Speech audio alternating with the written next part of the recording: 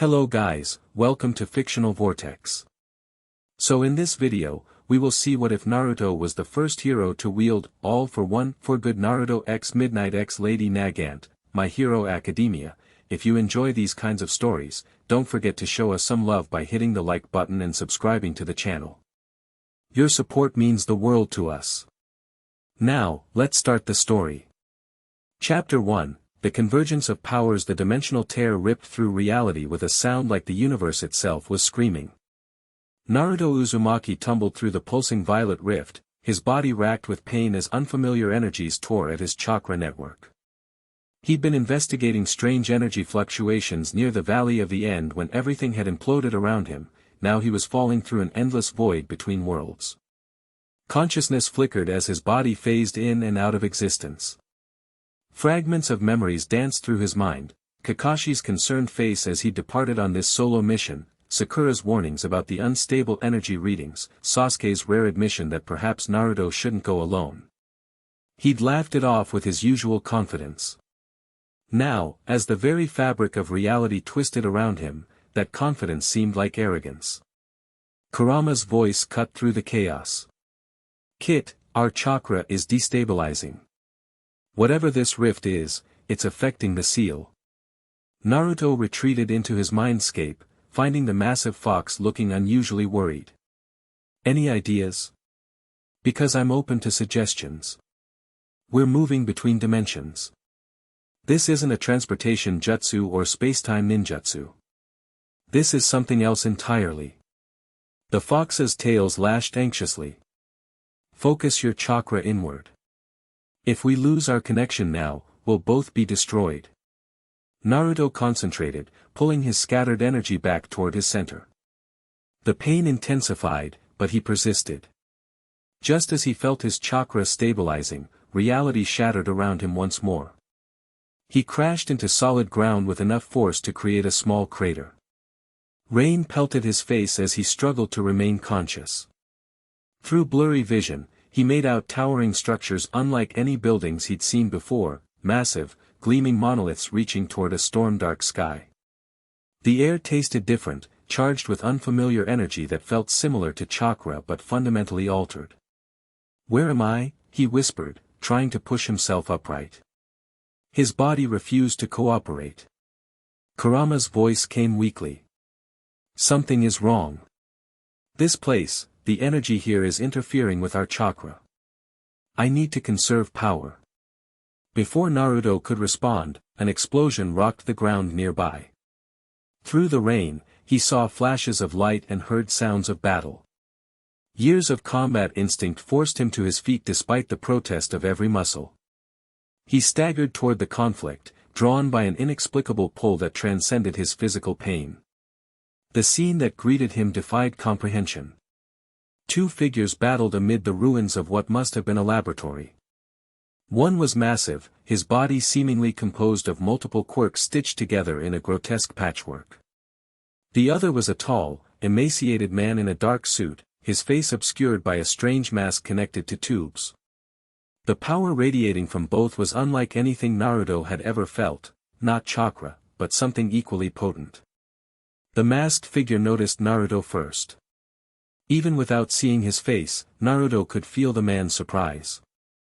An unexpected variable, the masked man rasped, his voice mechanically distorted. "How interesting." The monstrous opponent took advantage of the distraction, launching forward with inhuman speed. A massive fist connected with the masked man's chest, sending him crashing through a concrete wall. Something, a small glowing orb, flew from the masked man's pocket, rolling across the ground toward Naruto.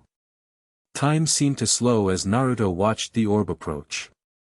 Within it swirled darkness shot through with veins of crimson light, power unlike anything he'd ever witnessed, yet somehow familiar. Without conscious thought, he reached out. The moment his fingers touched the orb, unimaginable agony tore through him.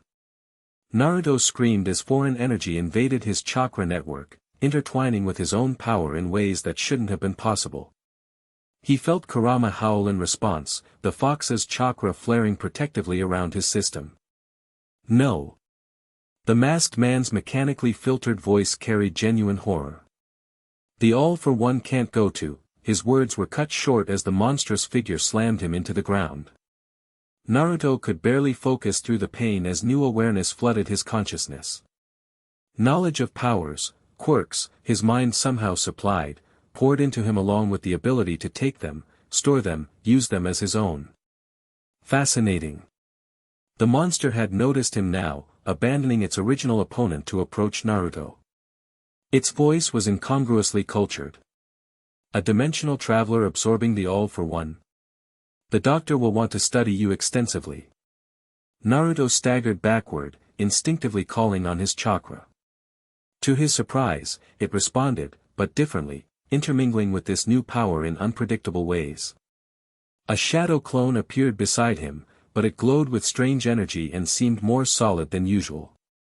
The monster paused, head tilting. Interesting ability. I'll take it for the doctor's collection. It lunged forward with impossible speed. Naruto, still disoriented, reacted on instinct. His palm thrust outward, and to his shock, a Rasengan formed, but unlike any he'd created before. This one crackled with dark lightning and expanded exponentially. When it connected with the monster's chest, the creature was thrown backward with such force that it crashed through 3 buildings before disappearing from sight. Naruto stared at his hand in shock. The Rasengan had been infused with some quirk he'd accidentally absorbed, an amplification ability. The masked man was struggling to rise from the rubble. "Who are you?" he demanded, voice weaker now. "What have you done?" Naruto turned toward him, still trying to process what was happening.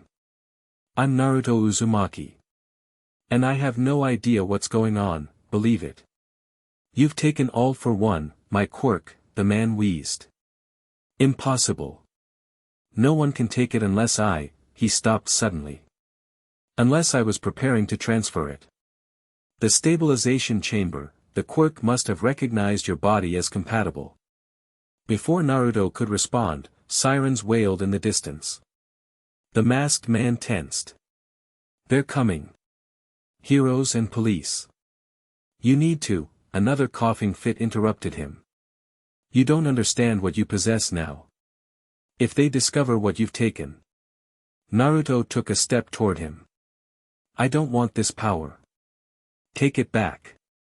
"Impossible. It's bonded to you now." The man struggled to his feet. "Listen carefully. That quirk contains the accumulated power of generations. In the wrong hands, even in well-meaning ones, it could destroy everything." His breathing was labored. "Find Garaki. Tell him all for one sent you. He'll explain." With surprising speed for his condition, the man retreated into the shadows. Naruto tried to follow, but a wave of dizziness overcame him. The foreign energy was still assimilating with his chakra system, creating surges of power that threatened to overwhelm him. He fell to his knees as flashing lights approached. Through the rain, he saw figures in colorful costumes surrounding him. One stepped forward, a woman in a provocative outfit that reminded him uncomfortably of Jiraiya's preferred research subjects. Despite her revealing attire, her expression was deadly serious. "Identify yourself," she commanded, her voice carrying an undercurrent that made Naruto's mind feel slightly foggy. "Are you responsible for this destruction?" Naruto tried to respond, but another surge of power ripped through him. His chakra flared visibly around his body, intertwining with the darker energy of this new quirk. Several of the costumed figures stepped back in alarm. "Containment protocol," someone shouted. "His quirk is going critical." Naruto wanted to explain that it wasn't a quirk, at least not entirely, but consciousness was slipping away. The last thing he saw was the woman in the revealing costume approaching cautiously, her eyes reflecting a mixture of wariness and scientific curiosity. "Fascinating," she murmured, before darkness claimed him. Naruto woke to the sterile scent of disinfectant and the soft beep of unfamiliar machines. His body felt wrong, as though his chakra pathways had been rearranged and reconnected in configurations never intended by nature. He kept his eyes closed, assessing his surroundings through other senses as Jiraiya had taught him. 4 people in the room. 1 directly beside him, 2 by what sounded like a door, and another pacing slowly near a window. The restraints on his limbs were substantial, not ordinary rope or chains, but something designed to suppress abilities. They hummed with technology he didn't recognize. "I know you're awake," said a female voice, the same one he'd heard before losing consciousness. "Your brainwave patterns changed 3 minutes ago. Very impressive control, by the way." Naruto opened his eyes, finding himself in what looked like a medical room, but with technology far beyond anything in Konoha. The woman from before stood beside his bed, now dressed more conservatively in what appeared to be a lab coat over her costume. "Where am I?" he asked, his voice rough from disuse. "Secure Containment Facility, Muzutafu Prefecture." She studied him with clinical interest. "I'm Namuri Kayama, Pro Hero Midnight. And you're quite the mystery, Naruto Uzumaki." He tensed. "How do you know my name?" "You told one of our drones before you collapsed.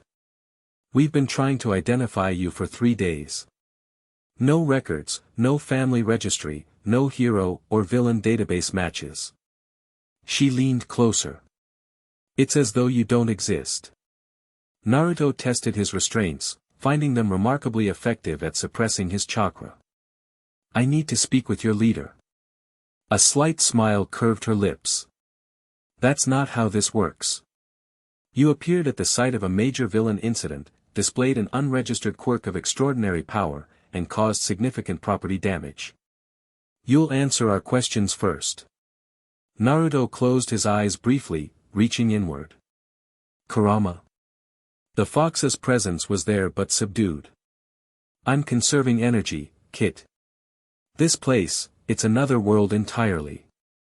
The energy here is like chakra but evolved differently. These restraints are interfering with our connection." "I understand I look suspicious," Naruto said carefully, opening his eyes. "But I'm not your enemy. I was investigating energy anomalies in my world when I fell through some kind of dimensional portal." Midnight's expression didn't change, but something flickered in her eyes. "Another world?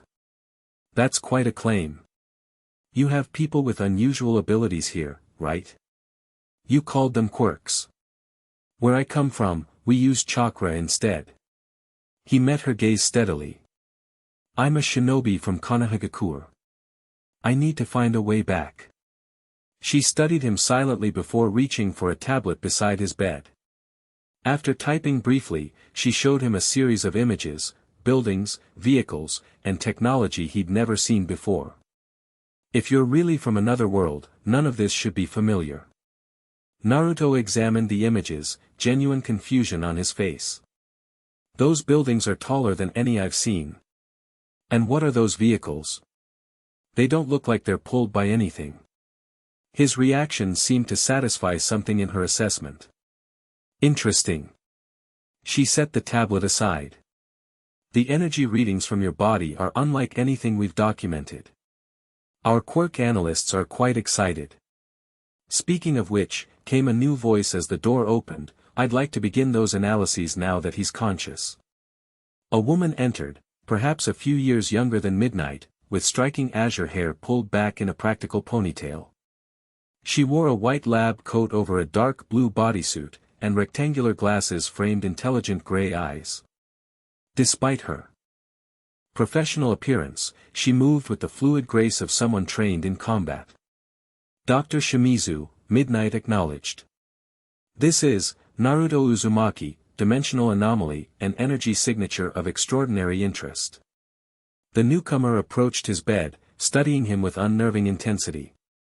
"I've been monitoring your readings since they brought you in. Your energy system shouldn't be possible." Naruto met her gaze without flinching. "And you are?"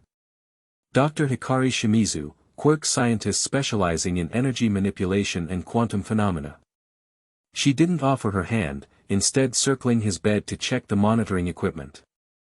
"Your baseline readings suggest a completely different evolutionary path for power manifestation, like quirks developed in parallel to your chakra, was it? That's right. Naruto watched her movements carefully. In my world, chakra is the combination of physical and spiritual energy. Everyone has it, though shinobi trained to use it effectively. Everyone? Hikari looked up sharply. Not just a percentage of the population. Yes. Though some have more natural talent than others. Midnight and Hikari exchanged significant looks. That alone confirms he's not from our world, Hikari said. The evolutionary divergence must have happened millennia ago. She turned back to Naruto. However, that's not what makes you most interesting. It's what happened 3 days ago during your arrival. Naruto tensed. What do you mean? You absorbed something, didn't you? Hikari's voice dropped lower. Something that changed your energy signature fundamentally. We detected 2 distinct energy patterns in your system, your base chakra, as you call it, and something else that matches known readings for a specific class of quirk. Naruto remembered the orb, the masked man's words. All for one. I don't fully understand it myself. There was a fight, a strange orb rolled toward me. Midnight, we should continue this in a more secure location, Hikari interrupted, glancing meaningfully at the guards by the door. Midnight nodded slightly. Prepare examination room 7. Full spectrum isolation. As Hikari left, Midnight turned back to Naruto. We're going to move you to a different facility. Depending on what we discover, the Hero Commission will determine next steps. And if I don't cooperate? Naruto asked, not as a threat but a genuine question. Midnight's expression hardened slightly. Then you'll remain in containment indefinitely while we study you through other means. Japan takes unauthorized quirk usage very seriously, especially when it results in damage like what we saw at the laboratory. Naruto considered his options. In his weakened state, with Kurama conserving energy and these strange restraints suppressing his chakra, fighting would be unwise. Besides, he needed information about this world if he was going to find his way home. I'll cooperate, he said finally. But I need something in return. You're not in a position to negotiate. Maybe not, but I think we can help each other. I need to understand this world, and you need to understand me. He met her eyes directly. I'm not a threat to you or your people. I'm just trying to get home. Something in his sincerity seemed to reach her. After a moment, Midnight nodded slightly. We'll see. For now, you'll be transferred under heavy security. Any attempt to use your abilities will be met with immediate suppression. Understood? Understood, Naruto agreed. As they prepared him for transfer, fitting him with even more sophisticated restraints, Naruto reached inward again. Kurama, we need to understand what this all-for-one power is. The fox's voice came wearily. It's unlike anything I've encountered, Kit. It feels hungry. Like it wants to consume other abilities. Be careful with it. That matched what little Naruto had gleaned from the masked man's words. A power that could take other powers, potentially even more dangerous than the abilities he already possessed as a Jinchuriki. In the wrong hands, the masked man had said, it could destroy everything. The irony wasn't lost on Naruto. Once again, he found himself the container for a power others feared, only this time, in a world where he had no allies, no friends, and no clear path home. Examination Room 7 proved to be less a medical facility and more an advanced research laboratory. The restraints binding Naruto were connected to machines that monitored every fluctuation in his energy. Hikari moved around him with clinical efficiency, occasionally muttering observations into a recording device. Fascinating structure to the chakra pathways. Similar to our meridian system but far more developed. The secondary energy, the quirk factor, seems to be integrating along these pathways rather than replacing them. Naruto watched her work, gathering information about his surroundings. The room was heavily reinforced, with what appeared to be energy-dampening technology built into the walls. 3 other scientists assisted Hikari, though they maintained a respectful distance. Midnight observed from behind a reinforced glass panel, along with a man whose costume suggested some position of authority. You said this other energy is a quirk, Naruto said carefully. Can you explain what exactly quirks are in your world? Hikari glanced up, seeming to consider whether answering would interfere with her research. After a moment, she nodded. Quirks are genetic mutations that began appearing in humans about 200 years ago. Initially rare, they now manifest in roughly 80% of the population, typically during childhood. She adjusted one of the sensors attached to his arm. They grant superhuman abilities, everything from physical transformations to energy manipulation to psychic powers. Like Kekkei Genkai, Naruto murmured. Bloodline limits.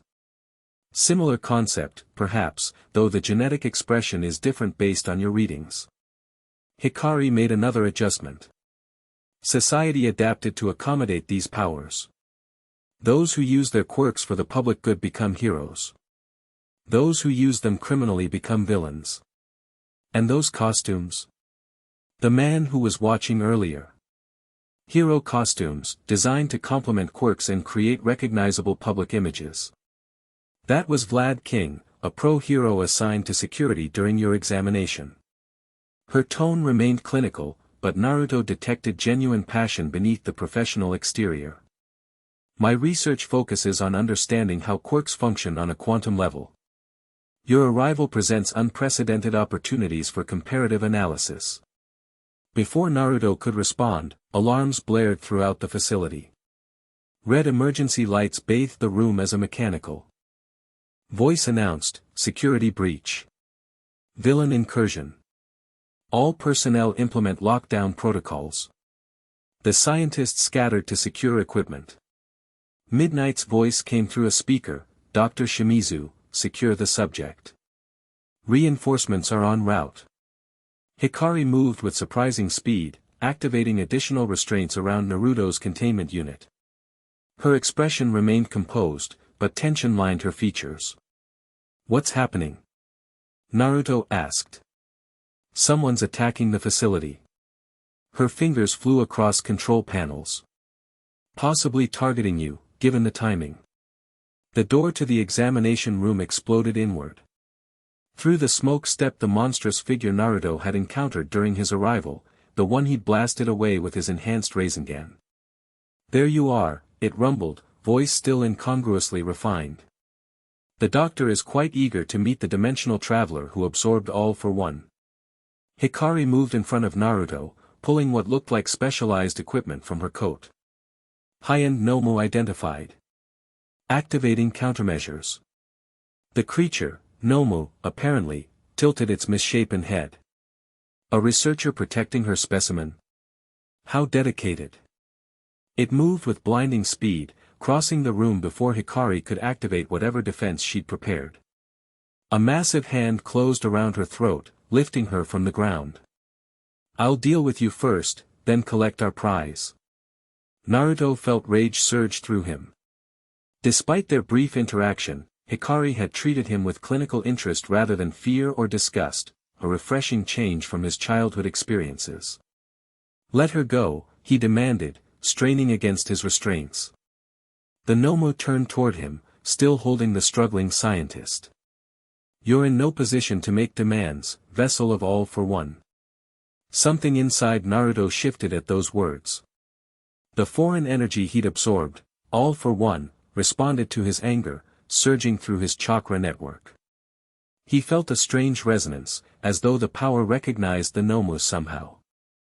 Without conscious thought, Naruto reached out with this new sense. He could feel the Nomu's quirks, multiple abilities grafted into one body.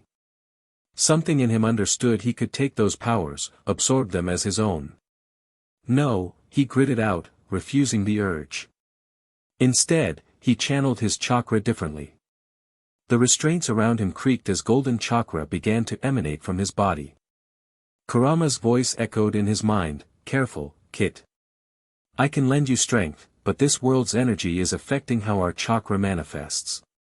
The Nomu turned fully toward him now, dropping Hikari unceremoniously. Interesting. Your energy signature is changing. With a final surge of combined determination, Naruto shattered the restraints. The monitoring equipment exploded from the power overload, showering the room with sparks. He stood, golden chakra cloak flickering around him, but unstable, the integration with All for One creating unpredictable fluctuations. I said, he repeated, voice deepening with Kurama's influence, let her go. The Nomu seemed genuinely intrigued. The doctor will be pleased. Your physiology is adapting to All for One differently than any previous. Naruto didn't let it finish. He moved with the enhanced speed of his chakra mode, appearing behind the creature in an instant. His fist connected with the Nomu's back, sending it crashing into the reinforced wall. Unlike their first encounter, however, the creature recovered immediately. Impressive speed. It rolled its massive shoulders. But I've been upgraded since our last meeting. Multiple arms erupted from the Nomu's torso, each ending in different weapons, blades, hammers, even what appeared to be cannon barrels. It launched toward Naruto with speed that matched his own. The fight that followed demolished what remained of the examination room. Naruto found his techniques working differently in this world, his shadow clones more substantial but fewer in number, his Rasengan fluctuating in size and power unpredictably. The Nomu was a formidable opponent, its multiple quirks allowing it to counter almost every strategy. From the corner of his eye, Naruto saw Hikari dragging herself toward a control panel. Despite her injuries, her expression remained focused. Whatever she was attempting, he needed to buy her time. You keep mentioning this doctor, Naruto said, dodging a barrage of projectiles from one of the Nomu's armed cannons. Is that the Garaki person your boss mentioned? The Nomu paused momentarily. You've spoken with All for One. That reaction confirmed Naruto's suspicion, the masked man he'd encountered had indeed been the original wielder of this quirk. He seemed pretty upset about losing his power to me, Naruto taunted, circling the creature. Said something about it being impossible unless he was preparing to transfer it. The Nomu's multiple eyes narrowed. You shouldn't have that information. The doctor will need to examine you thoroughly. You'll have to catch me first, Naruto retorted, creating 3 shadow clones that darted in different directions. The Nomu tracked them all simultaneously, its head turning at impossible angles. Multiplication quirk. No, something different. Energy constructs with independent consciousness.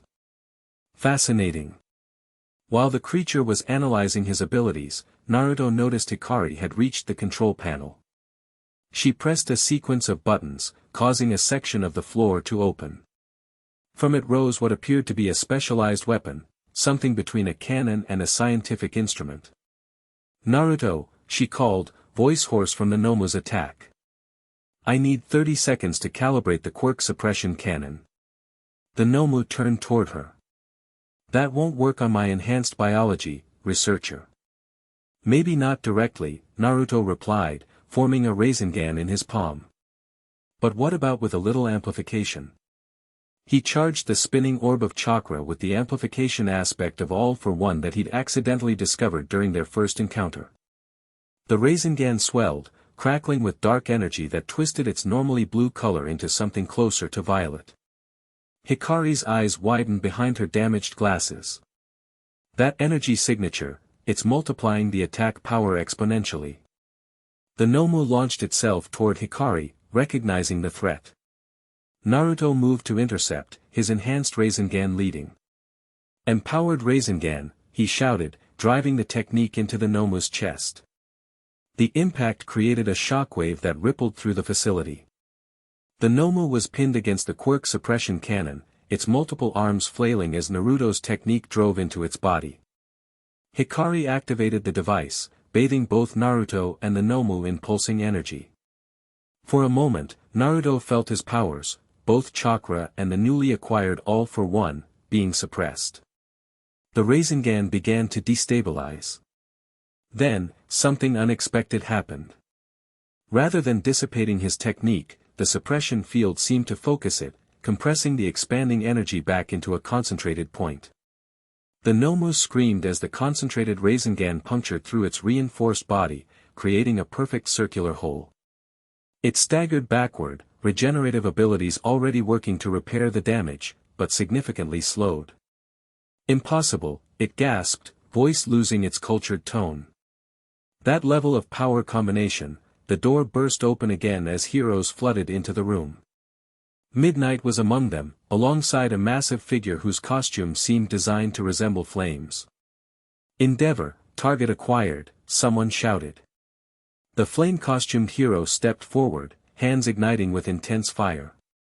Stand down, villain. Your accomplices have already been captured. The Nomu assessed the situation, its damaged body still regenerating. With surprising agility for its injured state, it crashed through the reinforced wall behind it, escaping into what appeared to be a maintenance tunnel. Several heroes pursued, but Midnight remained, her attention divided between Naruto and Hikari. She rushed to the scientist first, checking her injuries. Dr. Shimizu, status report. Hikari coughed, adjusting her cracked glasses. The subject. Naruto, he protected me. Used his abilities to hold off the high end until I could activate the suppression cannon. She glanced toward Naruto with newfound respect. His power signature during combat. I've never seen anything like it. The integration of his chakra system with the secondary quirk factor created energy outputs that shouldn't be theoretically possible. Midnight turned to Naruto, who had deactivated his chakra cloak and stood calmly amid the destruction. His expression was serious but not threatening. You broke containment, she noted. To save her life, he replied simply. And possibly everyone else in this facility, considering what that thing was capable of. Midnight studied him for a long moment before nodding slightly. The restraints wouldn't have held that Nomu anyway. She gestured to the destruction around them. You realize this complicates things. The Hero Commission will have questions. I expect they will, Naruto agreed. Starting with why a creature that powerful was specifically targeting me and how it knew about the power I accidentally absorbed. Hikari pushed herself to her feet, waving off medical attention. The energy readings I recorded during the confrontation, they confirm my initial hypothesis. Naruto's chakra system is integrating with the quirk factor in unprecedented ways. She looked directly at Midnight. This isn't just about interdimensional travel anymore. Whatever he absorbed during his arrival, it's something significantly powerful, and others know about it. Midnight's expression became grave. The commission will need to be briefed immediately. She turned back to Naruto. Are you willing to continue cooperating, even after we? She gestured to the restraints he'd broken. Naruto considered the situation. He was trapped in an unfamiliar world, pursued by powerful enemies who knew more about his new abilities than he did himself. Working with these heroes seemed his best option for both survival and finding a way home. I'll cooperate, he said finally. But as a partner, not a prisoner. That thing called what I absorbed, all for one. I need to understand what that means and why it's so important that creatures like that are hunting me for it. The heroes exchanged glances. Something in the name clearly held significance for them. All for One is the name of Japan's most dangerous villain, Midnight explained carefully. A man who could steal quirks from others and use them himself. He was thought to be defeated years ago, but rumors of his return have been growing. She studied Naruto with renewed wariness. If you've somehow acquired his power. I didn't steal it, Naruto clarified. During the fight I witnessed upon arrival, something flew from the masked man, presumably this All for One villain. When I touched it, the power transferred to me. He seemed surprised, said something about a stabilization chamber and that he must have been preparing to transfer it. Hikari's eyes widened. Transfer All for One. That's unprecedented. The implications are staggering. Whatever happened, Midnight said, the commission needs this information. And you, she looked at Naruto, need protection. If that Nomu was sent by who I think it was, they won't stop coming for you. Naruto nodded grimly. Then I guess we have mutual interests. He extended his hand to Midnight. Partners? After a moment's hesitation, she took it. Provisional partnership, pending commission approval. As medical teams arrived to treat Hikari and assess the damage, Naruto felt Kurama stirring within him. Be careful, Kit, the fox warned. This world's power structures seem as complicated as our own, with their own hidden agendas. And this all for one ability, it's changing how our chakra manifests. We need to understand it before using it again. Naruto mentally agreed. Whatever this power was, it had made him a target in a world where he had no allies, no knowledge of the political landscape, and no clear path home. But as he watched Hikari directing the recovery of research data despite her injuries, and Midnight coordinating the facility's security response, he felt the first stirrings of something familiar, the beginning bonds of trust that had always been his greatest strength. For now, that would have to be enough. The Hero Commission headquarters loomed over central Tokyo like a monument to order and authority. From the transport vehicle's window, Naruto studied the gleaming structure with its distinctive insignia, a shield emblazoned with the stylized letters, HC. In some ways, it reminded him of the Hokage Tower, though vastly larger and more technologically advanced. Impressive, isn't it? Hikari commented, noticing his interest. The scientist had insisted on accompanying him despite medical recommendations that she rest. Her throat showed bruising from the Noma's attack, but her voice had mostly recovered. The commission oversees all hero activities in Japan. Their authority is nearly absolute in matters concerning quirk regulation and villain suppression. Like the daimyo overseeing the hidden villages, Naruto mused. Midnight, sitting across from them, raised an eyebrow. Your world has similar power structures. Similar concepts, different implementations. Naruto turned from the window. The daimyo are feudal lords who contract ninja villages for missions. Each village has its own leader, in Konoha, that's the Hokage. And your position in this hierarchy? Midnight inquired. Naruto smiled slightly. I was being groomed to become the 7th Hokage before this happened. Both women looked surprised. You're the equivalent of a political leader. Hikari adjusted her replacement glasses, studying him with renewed interest. Not yet officially, Naruto clarified. But it was widely expected.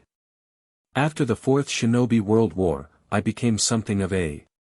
He searched for the right word, symbol, I guess.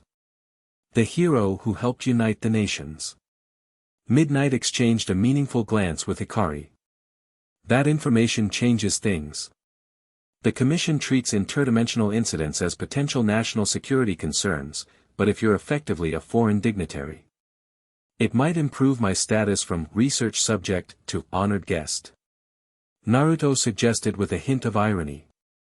Hikari actually smiled at that, the first time he'd seen her clinical demeanor crack.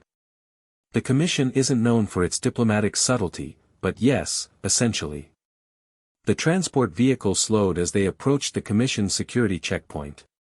Armed guards with specialized equipment scanned the vehicle before allowing it to proceed to an underground entrance. Remember, Midnight. Instructed as they prepared to disembark, answer their questions directly but don't volunteer information unnecessarily. The Commission deals in information as much as power. Naruto nodded. The approach reminded him of dealing with the Konoha Council, particularly the more hawkish elders like Danzo had been. They were escorted through a series of security checkpoints, each more sophisticated than the last. Naruto noted the progression from obvious physical security to more subtle power-based countermeasures. The final doors scanned not just their identities but their quirk signatures, or in Naruto's case, his unique energy pattern. The chamber beyond was arranged like a tribunal. 7 individuals sat at an elevated semicircular table, their faces partly shadowed despite the room's otherwise bright lighting. At the center sat a severe-looking woman with gray hair pulled into a tight bun, her eyes sharp behind thin-framed glasses. Naruto Uzumaki, she stated without preamble. I am Director Yoroi Musha, head of the Hero Public Safety Commission. You stand before us as both potential asset and potential threat. Your actions will determine which designation becomes permanent. Naruto met her gaze directly. I understand the difficult position my arrival has created for your organization, Director. I'm here to cooperate and hopefully find a way back to my world. The director studied him with clinical detachment. Reports indicate you've acquired the quirk known as All for One, a power responsible for decades of suffering in our country. Yet you used this power to defend against a high-end Nomu rather than escape when you had the opportunity. She leaned forward slightly. Explain your motivations.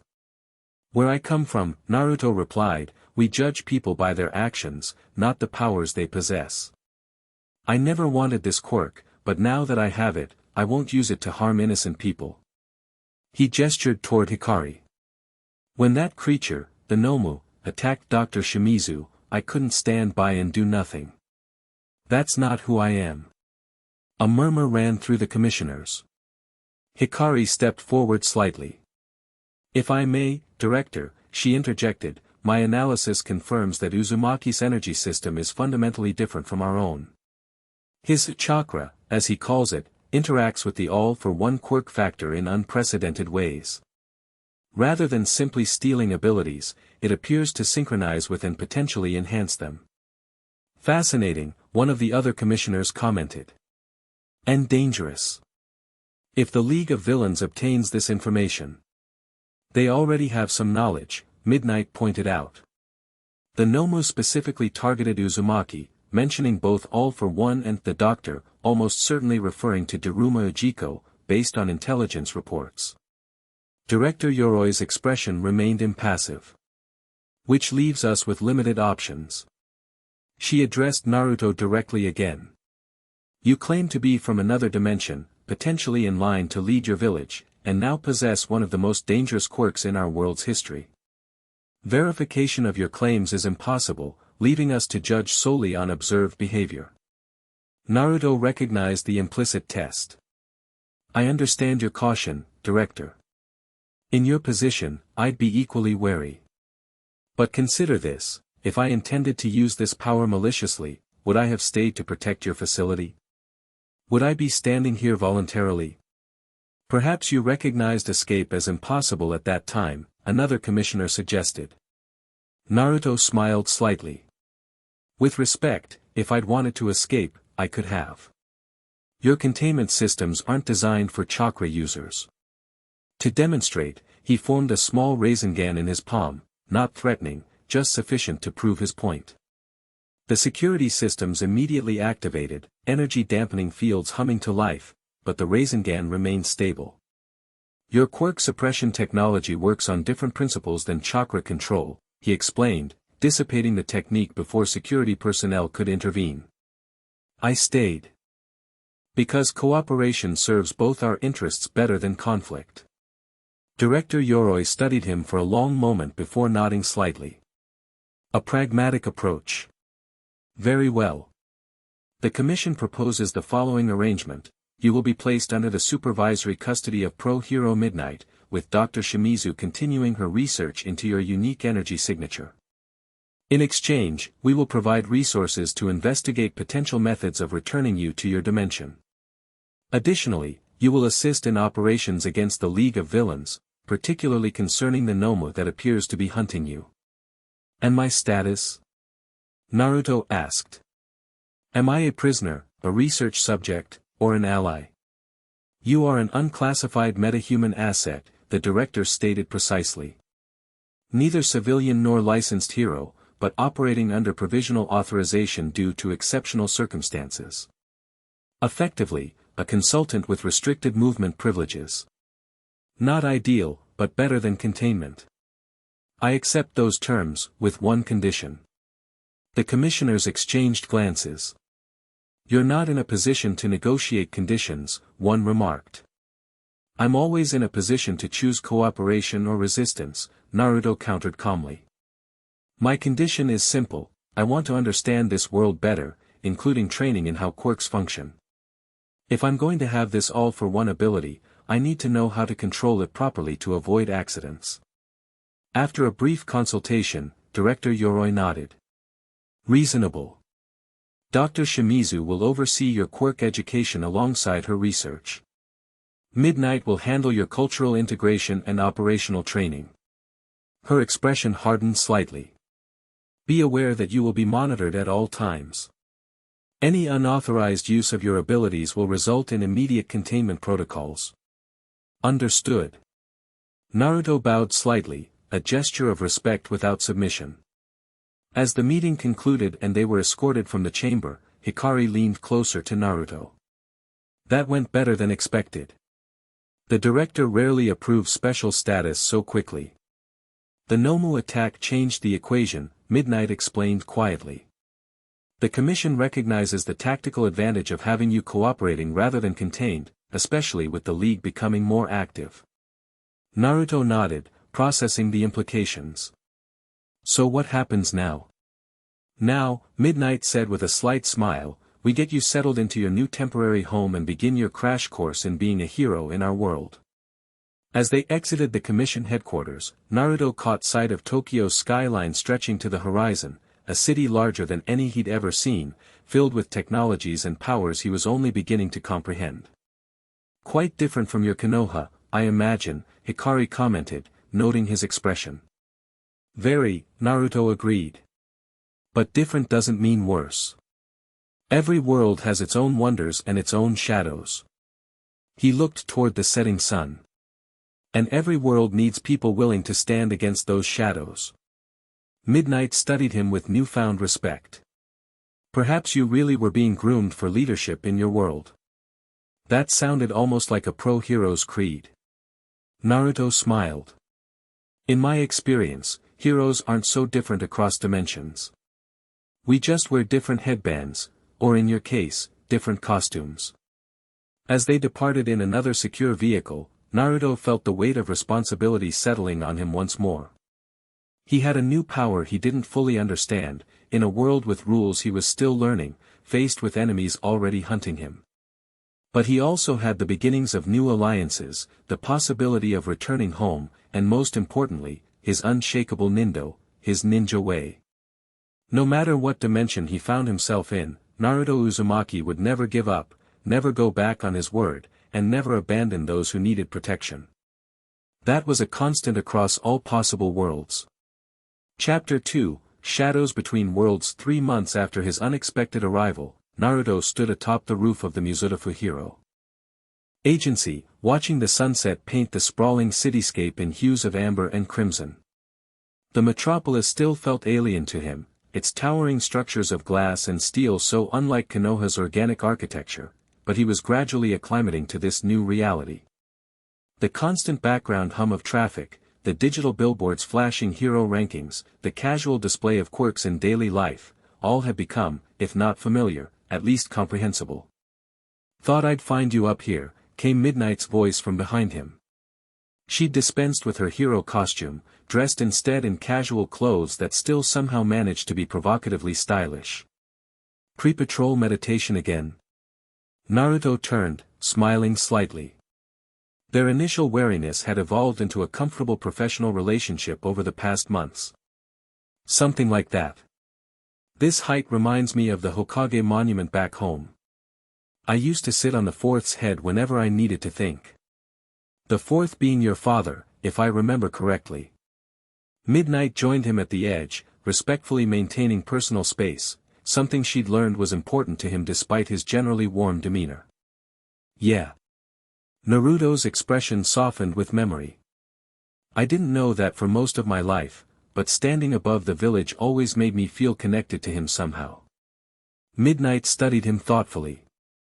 Over the months of supervising his integration, she'd pieced together fragments of his background, orphaned at birth, ostracized as a child, gradually earning recognition through sheer determination and an unshakable moral code. Despite her initial suspicions, she'd come to respect both his power and his restraint in using it. The Commission's quarterly review is tomorrow, she reminded him, changing the subject. Dr. Shimizu is preparing her research presentation as we speak. Probably hasn't slept in days. Naruto chuckled. That sounds like Hikari. I tried bringing her food yesterday and found her surrounded by holographic energy models, muttering about chakra quirk integration matrices and barely noticing I was there. She's passionate about her work. Your unique abilities have given her research unprecedented recognition in scientific circles. Midnight leaned against the railing. The data from your joint training sessions has revolutionized several theories about quirk development. Glad to be useful, Naruto replied, though his tone suggested mixed feelings. Midnight caught the nuance. Still no progress on finding a way back to your dimension. Nothing concrete. Hikari's detected energy fluctuations similar to those I described from my arrival, but they're unpredictable and too brief to investigate properly. He shrugged, his casual gesture belying deeper frustration. Meanwhile, I'm adapting to being the Commission's unclassified metahuman asset, while trying not to accidentally absorb anyone's quirk when I bump into them on the street. The all-for-one ability remained a complex challenge. Unlike Kurama's chakra, which Naruto had spent years learning to control and integrate with his own power, this quirk operated on fundamentally different principles. It remained hungry, predatory, constantly alert for new abilities to consume. Only Naruto's extraordinary willpower and chakra control prevented accidental quirk absorption during his daily interactions. Your control has improved significantly, Midnight noted. The training exercises with minor villains last week showed precise quirk analysis without absorption. The Commission was impressed. Naruto nodded absently, his attention caught by movement on a rooftop several blocks away, a flash of metallic reflection that most would have missed, but his enhanced senses detected easily. We're being watched, he said quietly, not changing his posture or giving any indication he'd noticed. Midnight maintained her casual stance as well, though her body tensed slightly. How many? Just one. Female, based on the silhouette. Professional posture, likely using some kind of optical enhancement. He kept his voice conversational. She's been tracking us for approximately 17 minutes, since I came up to the roof. Commission surveillance? No. Their observers maintain standard rotation patterns. This is someone new. Naruto stretched casually, using the motion to better track the observer without being obvious. Interesting. She just activated some kind of communication device. Very subtle movement, almost imperceptible. Midnight sighed. I was hoping to avoid complications before tomorrow's review. Any hostile intent? Not immediately, but definitely focused observation. Assessment rather than casual surveillance. Naruto turned toward her, smiling as though they were having a pleasant conversation. Want me to create a shadow clone and have it circle behind? No need to escalate yet. This could be routine surveillance from another agency. Midnight checked her watch. We should head in for the briefing anyway. Hawks and Best Jeanist will be connecting remotely to discuss the League's recent movements. They maintained their casual demeanor as they left the rooftop, though both remained alert for any sign of pursuit. In the elevator descending to the agency's secure conference level, Naruto closed his eyes briefly, extending his sensory perception, a technique he'd refined by combining chakra sensing with aspects of all-for-one's quirk detection abilities. She's maintaining distance but still observing the building, he reported as they reached the conference floor. Quirk signature is unusual, something related to precision and weaponry, but more complex than standard enhancement types.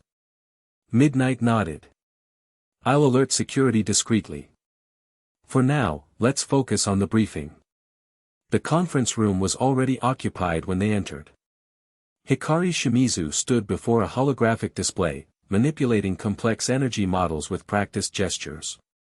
Her appearance had changed subtly over the past months, her formerly rigid ponytail now replaced with a more practical shortcut, her lab coat exchanged for specialized research gear that balanced professional appearance with mobility. The changes reflected her evolving role from pure scientist to field researcher, accompanying Naruto on sanctioned operations to document his abilities in action. There you are, she said without looking up from her display. I've been analyzing the energy readings from yesterday's training session. The chakra quirk integration patterns are showing increased stability in the tertiary matrix. Hello to you too, Hikari, Naruto replied with good-natured exasperation. Did you remember to eat today? She blinked, finally looking up. I had something. Coffee counts as sustenance, right? Before Naruto could respond, the conference room's secure communication system activated.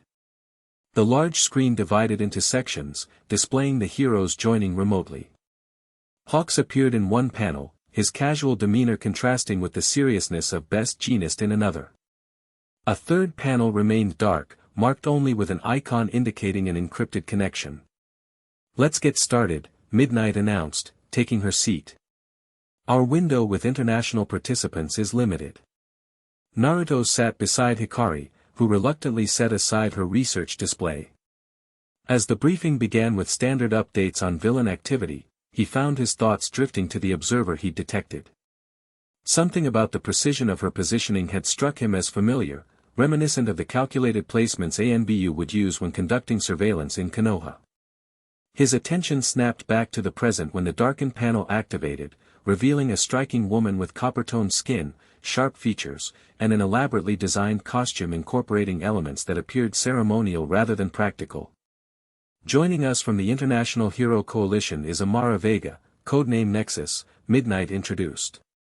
She's been coordinating intelligence on cross-border villain activities potentially connected to the League. Thank you for including me, Amara spoke, her accent hinting at Latin American origins though her English was flawless. The situation has escalated beyond Japan's borders. We've tracked energy signatures matching known Nomu patterns in 4 countries now, all appearing within days of dimensional anomalies similar to what Dr. Shimizu has documented. All eyes turned to Naruto. You believe these anomalies are connected to my arrival? He asked. Amara studied him with calculating intensity. The timing suggests correlation, though not necessarily causation. What concerns the coalition is the pattern. Each anomaly was followed by apparent attempts to collect biological samples from the site. Someone is very interested in the dimensional boundaries you crossed, Mr. Uzumaki. Hikari leaned forward. That aligns with my latest findings. The residual energy from Naruto's arrival has been exhibiting quantum entanglement with similar signatures elsewhere. It's as if his transition weakened the barriers between dimensions. Creating potential for additional crossovers, Amara concluded. Which raises security concerns beyond what any single nation can address. The coalition is formally requesting access to Dr. Shimizu's research and direct consultation with Mr. Uzumaki. Naruto caught the subtle tension that rippled through the Japanese heroes present. The politics of quirk research and hero jurisdiction were complex, with international cooperation often hampered by national security concerns. The Commission will need to approve any information sharing, Midnight noted diplomatically. The Commission has already been approached through official channels, Amara countered smoothly. I'm here as a courtesy to inform operational personnel before formal arrangements are finalized. I'll be arriving in Tokyo tomorrow to begin coordination. The briefing continued with tactical updates, but Naruto's attention was split between the discussion and his ongoing awareness of their observer, who had relocated but maintained surveillance. Something about this confluence of events, international interest, mysterious surveillance, and Hikari's findings about dimensional weakening, triggered his strategic instincts. As the meeting concluded, Hawk's image leaned closer to his camera. Before we disconnect, Uzumaki, there's chatter about you in certain underworld circles. Someone's offering substantial payment for information on your movements and abilities. Thought you should know. Appreciated, Naruto responded. Any indication who's behind it? Nothing concrete, but the interest seems medical rather than combative.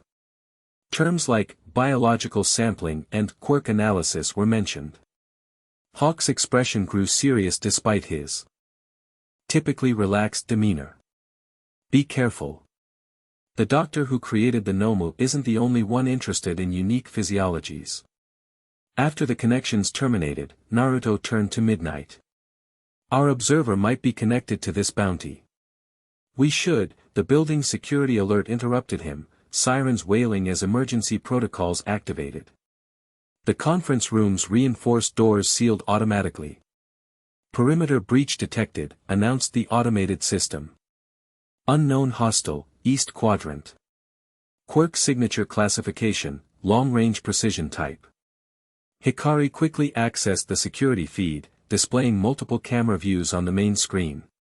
Most showed nothing unusual, but one captured a brief flash of movement, too quick for ordinary perception.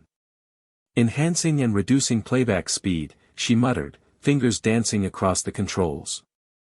The image stabilized, revealing a woman with distinctive teal hair moving with extraordinary precision between security measures. She carried what appeared to be a modified rifle, though its design suggested specialized functionality beyond conventional firearms. "That's our observer," Naruto confirmed. "But why breach now after hours of surveillance?" The answer came as another alert sounded. "Secondary security breach, West Quadrant. Multiple hostiles detected. Nomu characteristics confirmed." "It's a coordinated attack," Midnight realized, activating her hero communication device. She was never observing us, she was assessing security patterns for a larger strike team. The security feed from the West Quadrant showed 3 figures that matched the Nomu description, humanoid but grotesquely modified, though less advanced than the high-end that had attacked months earlier. They moved with unnatural coordination, systematically disabling security measures. "They're herding personnel toward the central atrium," Hikari noted, tracking their movement pattern. Classic kettling tactic. Naruto was already on his feet. The woman with the rifle is providing overwatch for their operation. She'll eliminate anyone who escapes the Nomu. "We need to coordinate with building security," Midnight began, but Naruto shook his head. "No time. Those Nomu will reach the research level in approximately 3 minutes based on their current speed. Hikari, your laboratory contains data from all our sessions, right?" The scientist nodded grimly.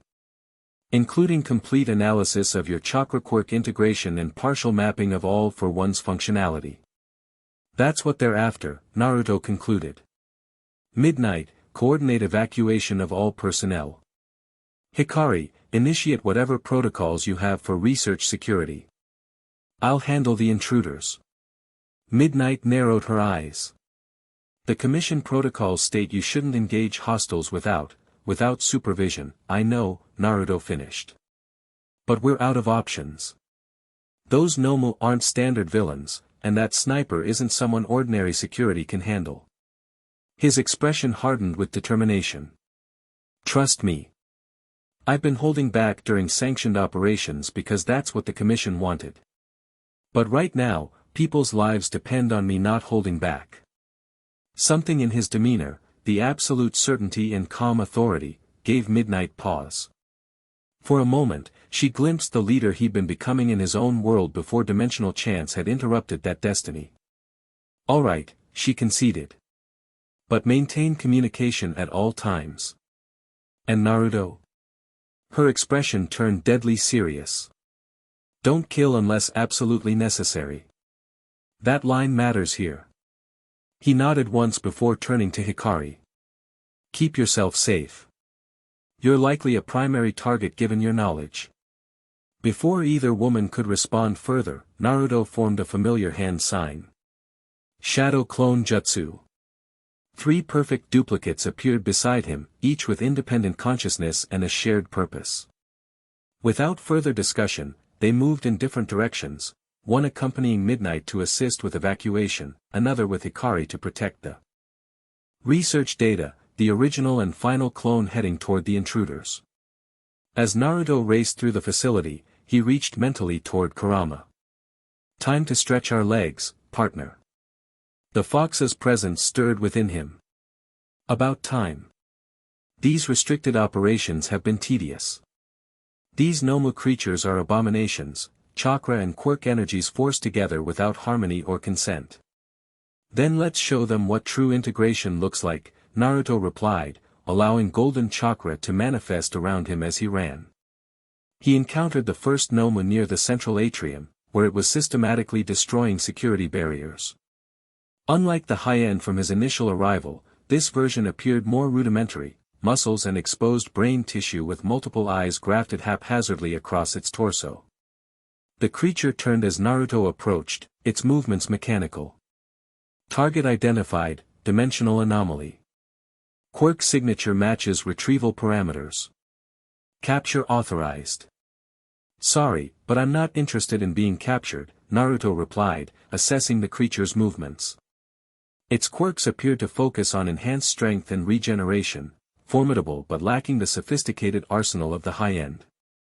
The Nomu charged with surprising speed. Naruto sidestepped, using the momentum of the creature's attack to send it crashing into a wall. Before it could recover, he formed a standard Rasengan, keeping his techniques measured rather than immediately escalating to his most powerful abilities. The spiraling chakra sphere connected with the Nomu's back, grinding into its artificially enhanced muscles. The creature howled, its regeneration quirk activating immediately to repair the damage. Naruto leapt back, noting how the injured tissue knitted itself together almost instantly. Impressive healing factor, he muttered. Need to overwhelm it rather than cause incremental damage. He created 3 more shadow clones, each attacking from different angles to disorient the Nomu. As the creature struggled to track multiple targets, the real Naruto gathered natural energy, entering Sage mode to enhance his sensory perception and physical abilities. The change was immediate and dramatic. With his senses heightened, Naruto could detect the complex energy patterns within the Nomu, the forced integration of multiple quirks into a single body, creating unstable but powerful combinations. There, he identified, locating the core of the regeneration quirk within the creature's chest cavity. With precision that would have impressed even Sakura, Naruto struck exactly at the nexus point where the regeneration quirk connected to the Nomu's central nervous system. The effect was instantaneous. The creature staggered, its healing abilities dramatically slowed though not completely disabled. Naruto followed with a barrage of precisely targeted strikes, systematically disrupting the connections between the creature's implanted quirks without causing lethal damage. Within moments, the first Nomu collapsed, its systems temporarily disabled without being destroyed. Naruto quickly secured it with specialized restraints developed by Hikari for containing quirk-enhanced individuals. One down, he communicated through his clone network. Status report. The clone with Midnight responded first, evacuation proceeding. Approximately 60% of personnel secured. Minimal casualties, no fatalities. From the clone with Hikari, research data secured. Hikari has initiated quantum encryption protocols. We're relocating to backup facility Omega. Naruto nodded in satisfaction before focusing on his next targets. Through Sage mode, he could sense the remaining Nomu converging on Hikari's laboratory, while the sniper had repositioned to the building's southeast corner, likely establishing a secondary escape route. Moving with enhanced speed, Naruto intercepted the second Nomu as it breached the research-level security doors. This one differed from the first, sleeker, with what appeared to be metallic components integrated into its biological structure. Analysis complete, it announced in a disturbingly synthesized voice. Subject exhibits energy pattern Alpha 7. Escalation authorized. Before Naruto could react, the creature's arms transformed into blade-like appendages that glowed with heat. It attacked with precision that the previous Nomu had lacked, forcing Naruto to defend rather than counter. This one's more advanced, he noted as he dodged a slash that cut through a reinforced wall like paper. Adaptive tactical programming and weapon transformation quirk. The confined space of the corridor limited his maneuverability. Naruto needed to redirect this fight somewhere with fewer innocent bystanders and less sensitive equipment. He created another shadow clone, this one deliberately obvious in its movements. As expected, the Nomu focused on the clone, allowing the real Naruto to execute a substitution jutsu, replacing himself with a piece of debris behind the creature. In the moment of confusion, he delivered a powerful kick that sent the Nomu crashing through the exterior wall and out into the night air. Naruto followed, engaging the creature in aerial combat as they fell. This suited his strategy perfectly, open air provided maximum maneuverability while removing the risk to others. The Nomu adjusted quickly, transforming one arm into a grappling hook that secured it to the building's exterior. Damage assessment, minimal. Adapting combat parameters, the creature stated, its weapons morphing again into what appeared to be ranged projectile launchers. Naruto barely avoided the first volley of high-velocity spikes, which embedded themselves in concrete with enough force to shatter reinforced materials. He recognized the escalating threat level. This Nomu was designed specifically for combat against powerful opponents, with an arsenal of quirks that complemented each other strategically. Time to stop holding back, he decided, drawing more deeply on Kurama's chakra. The golden energy cloak formed around him, manifesting fox-like ears and a single tail. In this state, his speed and strength multiplied exponentially. The Nomu paused momentarily, its multiple sensors analyzing this transformation. Energy signature changing. Unknown parameter detected. Recalibrating. Naruto didn't give it time to adapt. He moved in a golden flash, appearing behind the creature faster than its systems could track. With a chakra-enhanced strike, he severed the grappling appendage connecting it to the building. As the Nomu began to fall, Naruto formed a chakra arm that stretched to grab the creature, slamming it forcefully onto the roof of a lower section of the facility. The impact created a small crater, but the Nomu was already recovering, its body reconfiguring to adapt to the damage. Naruto landed across from it, maintaining his chakra cloak as he assessed his options. Direct physical attacks won't be sufficient, he realized. Need to overwhelm its adaptation capabilities all at once. Naruto formed a larger Rasengan, infusing it with wind chakra to create a Rasen Shuriken. The technique hummed with destructive potential, but he carefully calibrated its power, enough to overwhelm the Nomu's systems without causing collateral damage to the surrounding area. The Nomu analyzed the technique, arms transforming into shield-like structures. Energy projection attack detected. Defensive countermeasures engaged. Won't be enough, Naruto stated, launching the Rasen Shuriken. The technique connected with the Nomu's defenses and expanded into a vortex of microscopic wind blades, shredding the creature's adaptive technology and biological components at a cellular level. Unlike when used against human opponents, Naruto didn't need to restrain the technique's full potential against this artificial combatant. When the energy dissipated, the Nomu remained standing but fundamentally altered, its transformation abilities disabled, movements erratic as its control systems failed. Naruto approached cautiously, ready to counter any final desperate attack. Instead, the creature's voice emerged, distorted and fragmented, mission failure. Initiating contingency protocol Delta. Before Naruto could react, a high-velocity projectile struck the disabled Nomu from a distant vantage point. The creature's head exploded in a shower of biological and mechanical components. Simultaneously, its chest cavity began glowing with ominous energy. Self-destruct sequence, Naruto realized with alarm. The explosion would devastate a significant portion of the facility. Without hesitation, he created a shadow clone to alert others while surrounding the Nomu with a protective dome of chakra. The golden energy hardened just as the creature detonated, containing the explosion within the barrier. The force was staggering, pushing Naruto's control to its limits as he channeled more of Kurama's power to maintain the containment.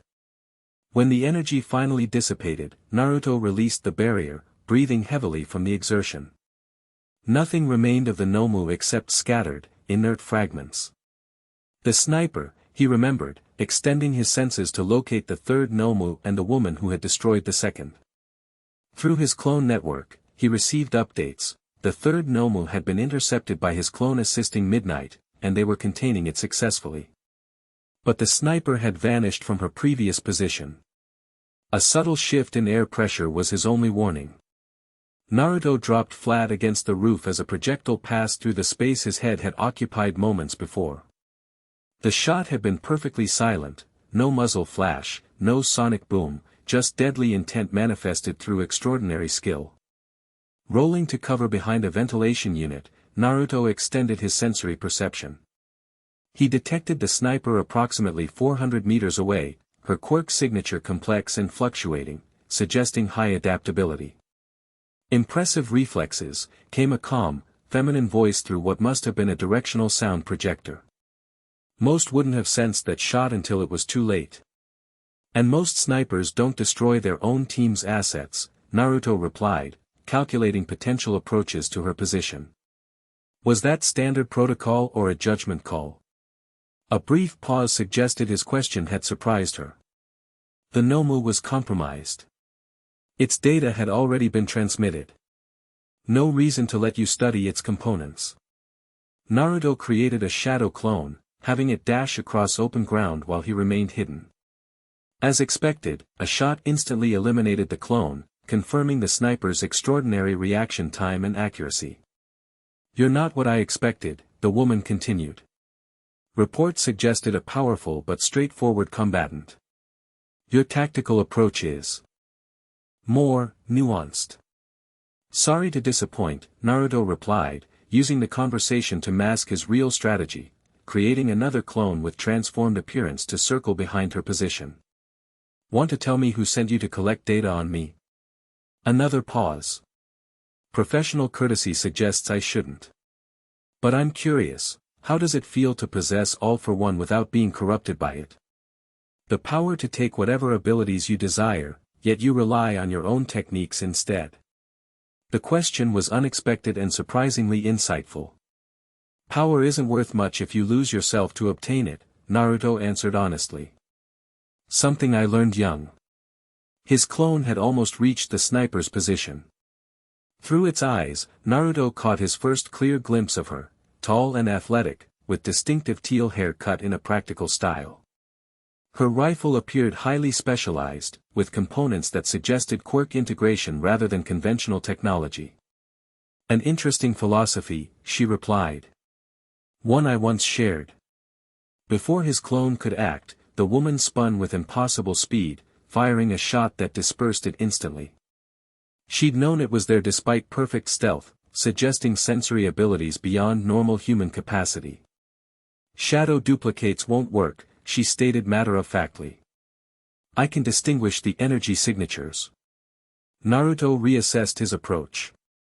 This opponent was exceptionally dangerous, combining combat experience with analytical intelligence and a quirk that clearly enhanced her already formidable skills. Direct confrontation would be difficult without escalating to power levels that might cause collateral damage.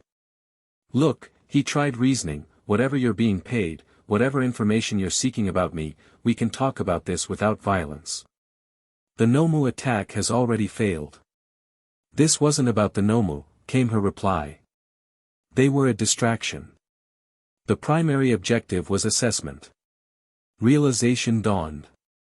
"You were testing me. Gauging my abilities and reactions.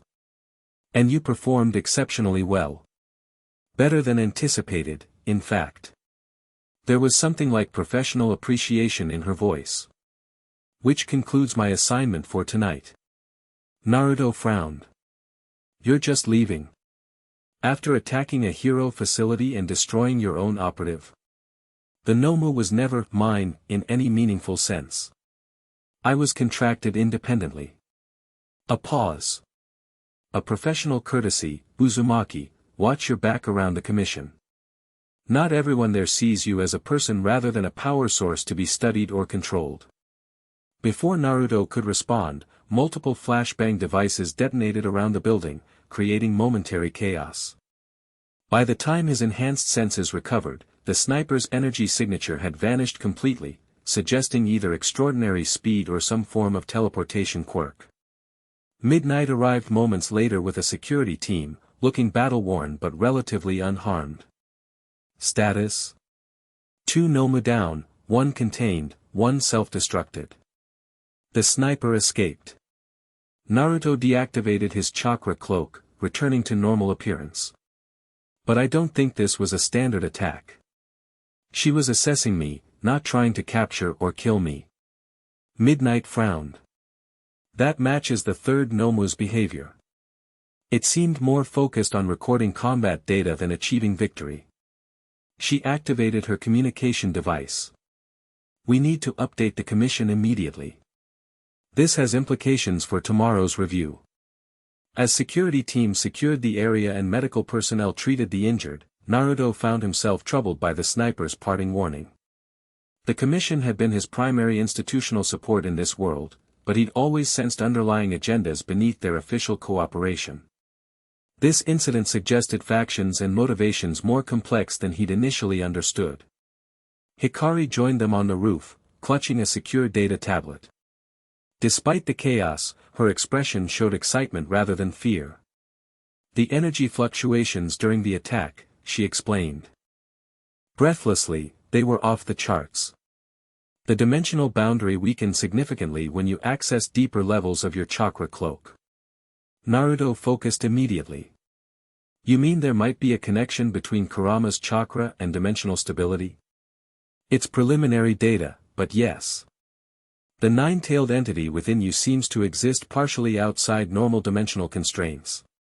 Hikari adjusted her glasses, eyes bright with scientific discovery despite the circumstances.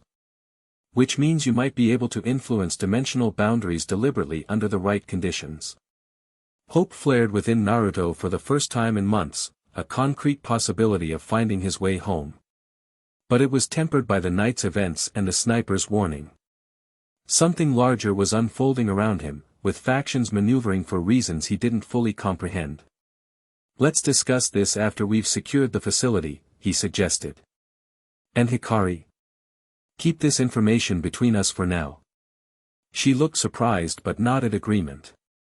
As they turned to deal with the aftermath, Naruto couldn't shake the feeling that the attack had changed something fundamental in his situation.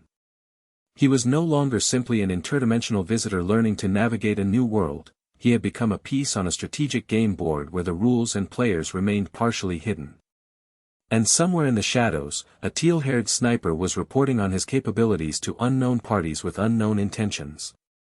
The Hero Commission's emergency session convened before dawn, the attack having accelerated processes that would normally have waited for regular review. Naruto found himself once again before the tribunal-like arrangement, though this time the atmosphere differed significantly, tension and urgency replacing the previous controlled assessment. The attack confirms what our intelligence has suggested, Director Yoroi stated without preamble. Multiple factions are now pursuing information about your abilities, Uzumaki. The League of Villains, certainly, but potentially others as well. Naruto stood calmly before them, still processing Hikari's discovery about dimensional boundaries. The woman with the rifle wasn't affiliated with the Nomu. She destroyed one rather than let us capture it intact. A commissioner leaned forward. You believe she represents a third faction? I'm certain of it, Naruto confirmed. Her tactics, equipment, and objectives were completely different. The Nomu were testing raw combat parameters, strength, speed, durability. She was assessing decision-making, ethics, restraint. Director Yoroi exchanged glances with her colleagues. This complicates security arrangements. Your provisional status may need reconsideration given these developments. Midnight, standing beside Naruto as his official supervisor, intervened. With respect, Director, Uzumaki's actions during the attack demonstrated both his reliability and his value as an asset. Without his intervention, casualties would have been significant and research data compromised. Noted, the director acknowledged. However, the incident also confirms he remains a high-priority target for multiple hostile entities. The current arrangement may be insufficient. Naruto sensed the direction of their thinking. You want to move me to a more secure facility. More containment than partnership. A reasonable precaution, another commissioner stated. Until we identify all interested parties and their objectives. Before Naruto could respond, the chamber doors opened unexpectedly. A woman entered with the confident stride of someone accustomed to authority. Her copper-toned skin and distinctive costume identified her immediately as Amara Vega, the international hero who had participated in yesterday's briefing remotely. The International Hero Coalition formally objects to any change in Uzumaki's status without multilateral consultation, she announced, presenting credentials to the security personnel who had moved to intercept her. Given the cross-border implications of dimensional stability, this situation falls under the Osaka Accords, Section 4. Director Yoroi's expression remained impassive, but subtle tension in her posture revealed irritation. Your arrival was scheduled for later today, Hero Nexus. This is an internal security matter. With international ramifications, Amara countered smoothly, taking a position beside Naruto. Last night's attack confirms what the coalition has been tracking, organized interest in dimensional boundaries that extends beyond national jurisdictions. The political undercurrents were obvious even to Naruto, who was still learning this world's power structures. The Japanese Commission was protective of its authority, while international organizations sought to expand their influence over uniquely powerful individuals and phenomena. Perhaps, Naruto suggested carefully, we should focus on the immediate security concerns rather than jurisdictional questions. The woman who coordinated last night's assessment is still at large, and her objectives remain unclear. Director Yoroi studied him with renewed calculation. A practical approach. Very well. She activated a holographic display showing surveillance footage of the teal-haired sniper. Our intelligence division has identified this operative as Lady Nagant, a former special operative for the Safety Commission itself before going independent. The revelation sent a ripple of surprise through the room. Even Midnight looked taken aback. Kana Tachimai was declared dead 3 years ago, she stated, using what was presumably the woman's real name. A convenient fiction to allow her transition to deniable operations, Director Yoroi explained with surprising candor. Until she severed ties with the Commission entirely approximately 14 months ago. Since then, she has operated as a mercenary specializing in quirk-related intelligence gathering. Naruto processed this information, connecting it to the woman's parting warning about the Commission. You think she was hired by a rival government or organization to assess me? That is our working theory, the director confirmed. Though her current employer remains unknown. Amara stepped forward.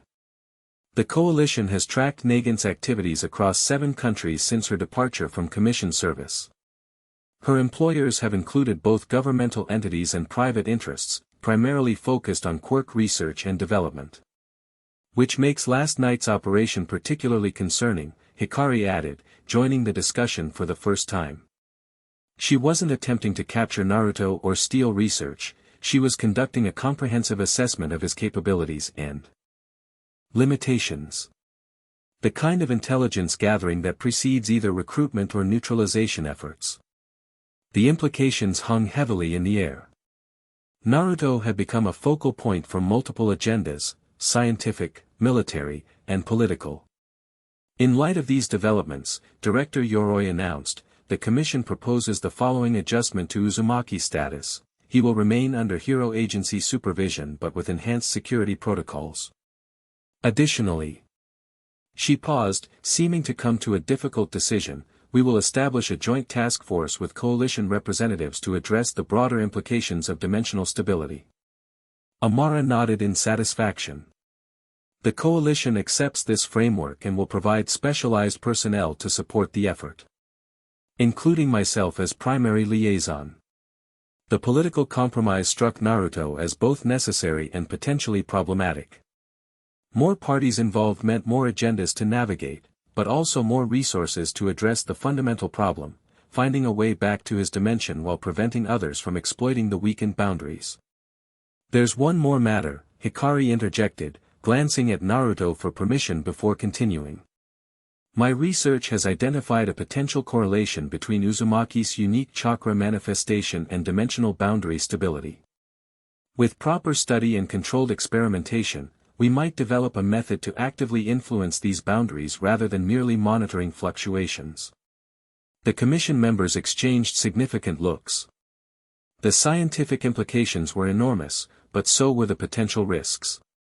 Such research would require extensive safeguards, the director noted. And careful consideration of the consequences. Agreed, Naruto said firmly. I won't allow this discovery to be weaponized or used to endanger either world. My cooperation with any experimentation will depend on transparent objectives and ethical protocols. His stance, principled but pragmatic, seemed to impress several commissioners, including Director Yoroi. Very well. Dr. Shimizu will lead the research initiative with multinational oversight. The director rose, indicating the session's conclusion. Operational details will be finalized through appropriate channels.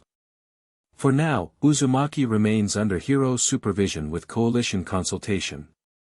As the meeting adjourned, Amara approached Naruto directly. Up close, he noticed details of her appearance not visible in the holographic communication, intricate patterns embedded in her costume that seemed to pulse with subtle energy, and eyes that held both diplomatic calculation and genuine curiosity. "We finally meet in person," she greeted him, extending her hand in Western fashion.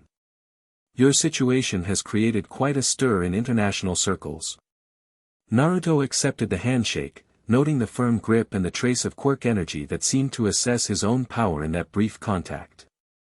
"I'm still adapting to being a diplomatic incident rather than just a shinobi." A smile touched her lips. "More than an incident, I'd say. A paradigm shift. The confirmation of parallel dimensions with different power evolution paths changes fundamental assumptions about quirk development and human potential." She glanced toward Hikari, who was engaged in intense discussion with commissioned scientific staff. Dr. Shimizu's research has already sparked debates in theoretical physics communities worldwide. And practical interest from less academic quarters, it seems, Naruto noted, referencing the previous night's attack. Indeed. The coalition has been monitoring unusual movements among certain government special operations divisions. Not everyone approaches interdimensional possibilities with scientific curiosity alone. Her expression turned more serious. "That's partly why I advocated for coalition involvement. Some boundaries need international guardrails." Before Naruto could respond, Midnight joined them, her professional demeanor masking what he recognized as protective concern. Despite their initially cautious relationship, she had become increasingly invested in his welfare over the past months. "The Commission has approved temporary relocation to the Muzutafu Advanced Research Facility," she informed them. "It offers better security integration with Hero operations while supporting Dr. Shimizu's research needs. The coalition will provide additional security assets," Amara added. "Specialists in countering quirk-based infiltration and surveillance." Their cooperative tone suggested the political compromise was holding, at least for now. As they discussed logistical details, Naruto found himself contemplating Lady Nagant's role in the unfolding situation. A former commission operative turned independent contractor, she had demonstrated exceptional skill and unusual perspective during their brief encounter. "About Lady Nagant," he interjected when appropriate, "I'd like to understand more about her background. Her approach wasn't standard mercenary tactics." Something flickered across Midnight's expression, discomfort or perhaps concern. "Kana Tachimai was one of the Commission's most effective operatives. Her quirk, rifle, allows her to transform her right arm into a sniper rifle with extraordinary precision. But it's her tactical mind that made her truly formidable. She was also known for asking questions about assignments," Amara added with pointed significance. "Which eventually led to complications in her service record." The diplomatic phrasing suggested deeper issues than either hero was openly discussing. Naruto had encountered similar situations in his world. Operatives who began questioning the ethics of their missions often found themselves reassigned or worse. "And now she's assessing me for an unknown employer," he mused. "But chose to warn me about commission politics rather than simply completing her mission silently. Interesting. Don't romanticize her actions," Midnight cautioned. "Nagant is a professional who betrayed her oath to Hero Society. Whatever warning she offered likely serves her own agenda."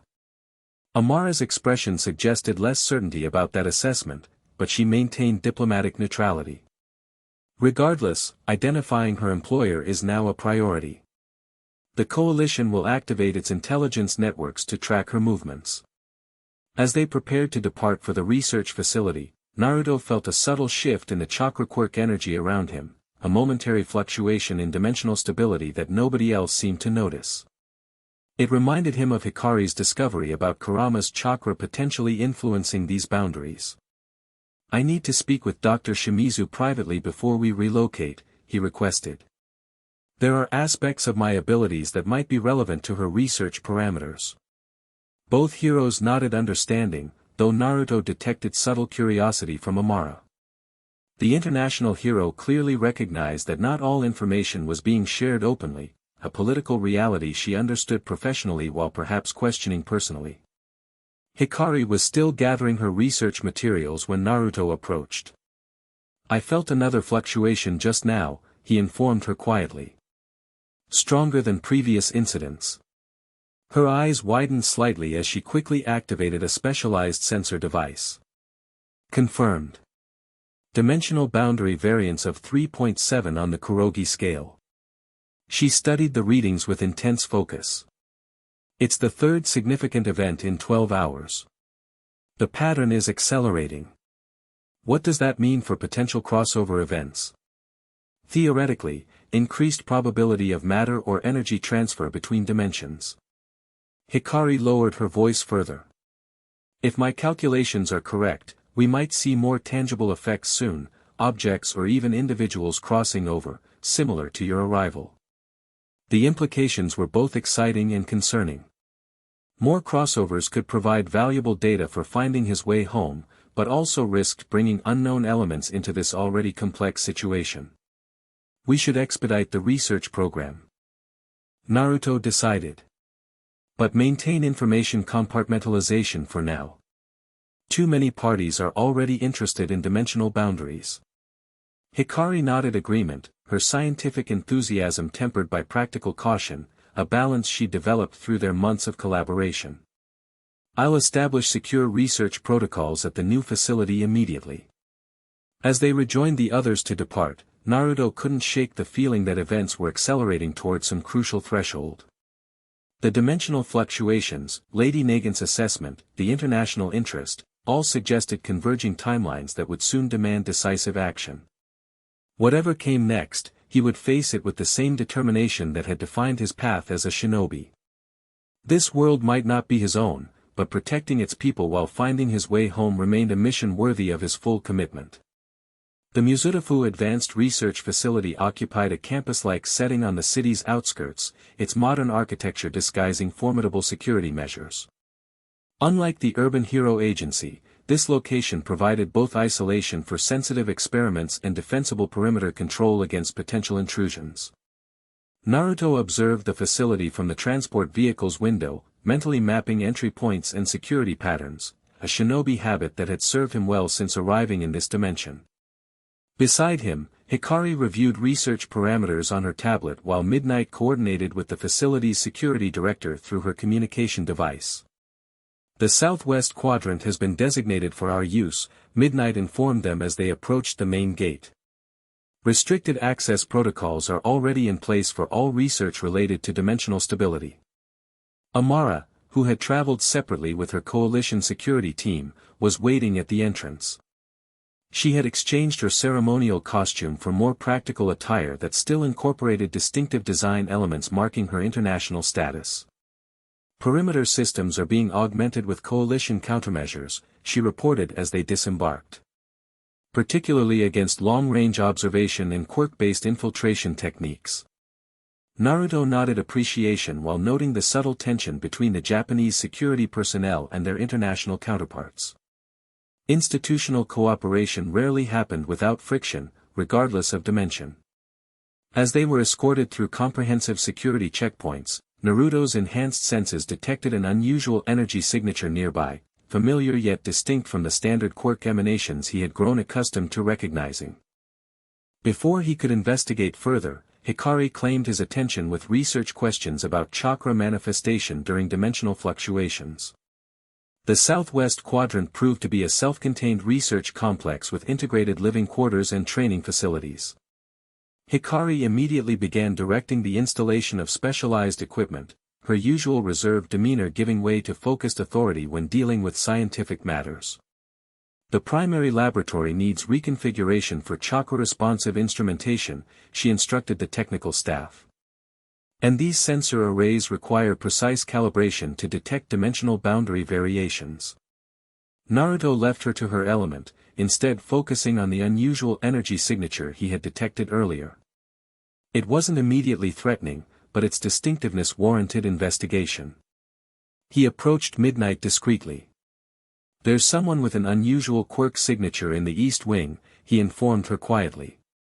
"Not hostile, but different from typical energy patterns I've observed here." Midnight checked her security clearance tablet. That would be the Rehabilitation Division. Several individuals with specialized quirks are receiving treatment there under restricted protocols. Rehabilitation for villains? Naruto asked, remembering discussions about Hero Society's approach to quirk-based criminality. Not exclusively. Some are former victims of quirk-related crimes whose abilities were damaged or altered as a result. She hesitated before adding, including several confirmed cases of quirk theft by All for One. The information immediately shifted Naruto's perspective. Individuals who had experienced the same power that he now possessed, not voluntarily like his partnership with Kurama, but through forcible extraction. Their existence raised ethical questions he had been contemplating since acquiring this ability. "I'd like to meet them," he decided. "If their security clearance allows it." Midnight looked surprised. "That's not typical protocol for research personnel." "I'm not typical research personnel," Naruto countered gently. "Understanding the effects of All for One from victims' perspectives might help me control this power more effectively, and ethically." After consulting with facility administration, Midnight secured conditional approval. "You'll be allowed to meet with one individual who has specifically requested information about All for One's current status. Her name is Reina Kosetsu. Her quirk was taken by All for One approximately 5 years ago but was among those recovered during the Kamino Ward incident." Naruto recognized the reference to a major battle that had been mentioned in his cultural orientation briefings. "Her quirk was returned. I didn't realize that was possible." "It's extremely rare," Midnight confirmed. "Only a handful of victims have had quirks restored, and the process is often traumatic. Reina has been in rehabilitation for 2 years, learning to reintegrate with an ability she lost and then regained under violent circumstances." The parallels to Jinchuriki experiences weren't lost on Naruto. He had witnessed firsthand how the sudden introduction of powerful chakra could traumatize an unprepared system, both physically and psychologically. The Rehabilitation Division occupied a peaceful section of the facility, designed with therapeutic considerations rather than security as the primary architecture principle. Natural light, living plants, and thoughtfully arranged spaces created an environment that felt more healing than institutional. They were met by a rehabilitation specialist who briefed them on Reina's case. Ms. Kosetsu's quirk, crystal manifestation, allows her to create and manipulate crystalline structures from her body. Before it was stolen, she was pursuing certification as a rescue hero, specializing in structural reinforcement during natural disasters. "And after its return?" Naruto inquired. The specialist's expression turned somber. "The reintegration has been challenging. Quirks are intimately connected to identity and self-image. Having that connection severed and then forcibly restored created significant psychological trauma alongside the physical adjustments. They were shown to a garden area where a woman sat beside a small pond, seemingly focused on creating tiny crystal formations above the water's surface. Her appearance was striking, pale silver hair with iridescent highlights that seemed to reflect her emotional state, currently a subdued blue. When she noticed their approach, the crystal formations dissolved immediately as she stood to greet them. "Ms. Kosetsu," the specialist began, "this is Naruto Uzumaki, the individual you requested to meet regarding All for One. And Pro-Hero Midnight, who is supervising the interaction." Reina's eyes, an unusual violet with crystalline flecks, studied Naruto with intense focus. "You have it now. I can sense the resonance." Her directness was unexpected but refreshing. Naruto nodded, maintaining respectful distance. "Yes. Though not by choice or intention. It was transferred to me during an interdimensional event." "May we sit?" she asked, gesturing to a bench nearby. As they settled, she continued studying him. They told me you're from another world. One where powers evolved differently. That's right. In my world, we use chakra rather than quirks. Though they seem related at a fundamental level, based on Dr. Shimizu's research. Reina nodded slowly. The energy feels different in you. When All for One took my quirk, it felt like having part of my soul torn away. But you don't feel predatory. The power is there, but it's not consuming you. Naruto considered how to explain. In my world, I was born hosting a powerful entity, a nine-tailed fox spirit with extraordinary chakra. I spent years learning to work with that power rather than being controlled by it. Perhaps that experience has helped me maintain separation from All for One's influence. For the first time, Reina's expression softened slightly. A shared experience, then. Learning to coexist with power that others fear. She extended her hand, palm up, creating a small crystalline structure that shifted forms continuously, from geometric precision to organic fluidity. When my quirk was returned, it had changed. Evolved somehow during its time away from me. The rehabilitation has been less about relearning control and more about forming a new relationship with an altered aspect of myself. The insight struck Naruto as profoundly relevant to his own situation. That's exactly what I've been trying to do with All for One. It responds differently to my intentions than my natural chakra does, as if it has its own agenda that I need to continuously redirect. Reina nodded in understanding. Because it does. Quirks aren't just abilities, they're expressions of evolutionary development with their own drives and tendencies.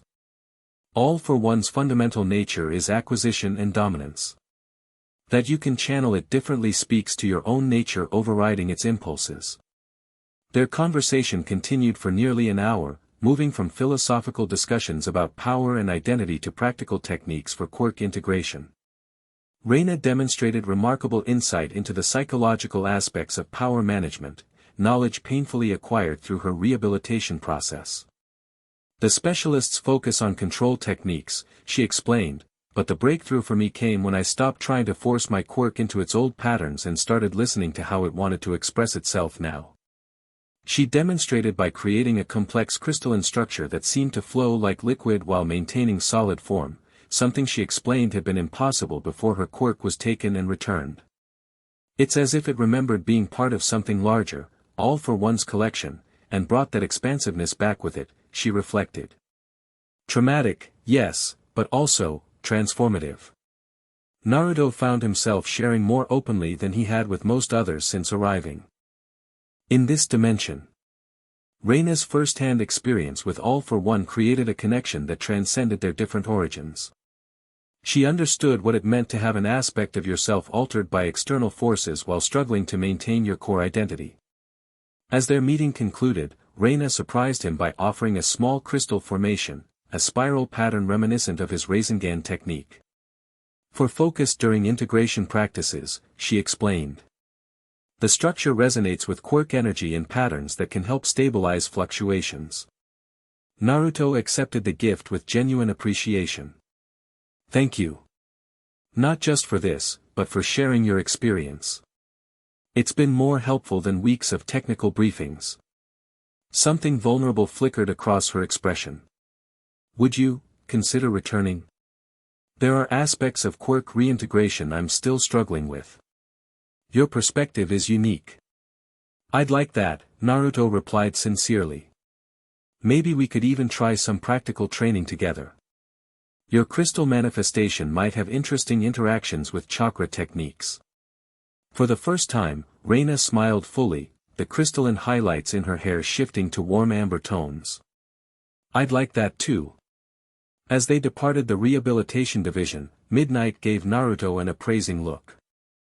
That went significantly better than anticipated. Reina rarely engages so openly with new individuals, especially regarding her quirk trauma. Shared experience creates connection, Naruto replied simply. We've both had to integrate powers that others fear while maintaining our own identities. Different circumstances but similar challenges. They returned to the research quadrant to find Hikari already deep in experimental preparations, surrounded by holographic displays showing energy pattern analyses. Amara was there as well, engaged in what appeared to be a diplomatic but intense discussion with facility administration. Jurisdictional disagreements. Naruto guessed as they approached. Midnight nodded slightly. Coalition procedures don't always align with commission protocols, particularly regarding information sharing and experimental oversight. Before they could join the discussion, security alerts activated throughout the facility. Unlike the aggressive alarm during the previous night's attack, these indicated a monitoring notification rather than immediate threat. Hikari immediately accessed the alert details through her research terminal. Dimensional fluctuation detected. Significant amplitude, approaching threshold parameters for potential crossover event.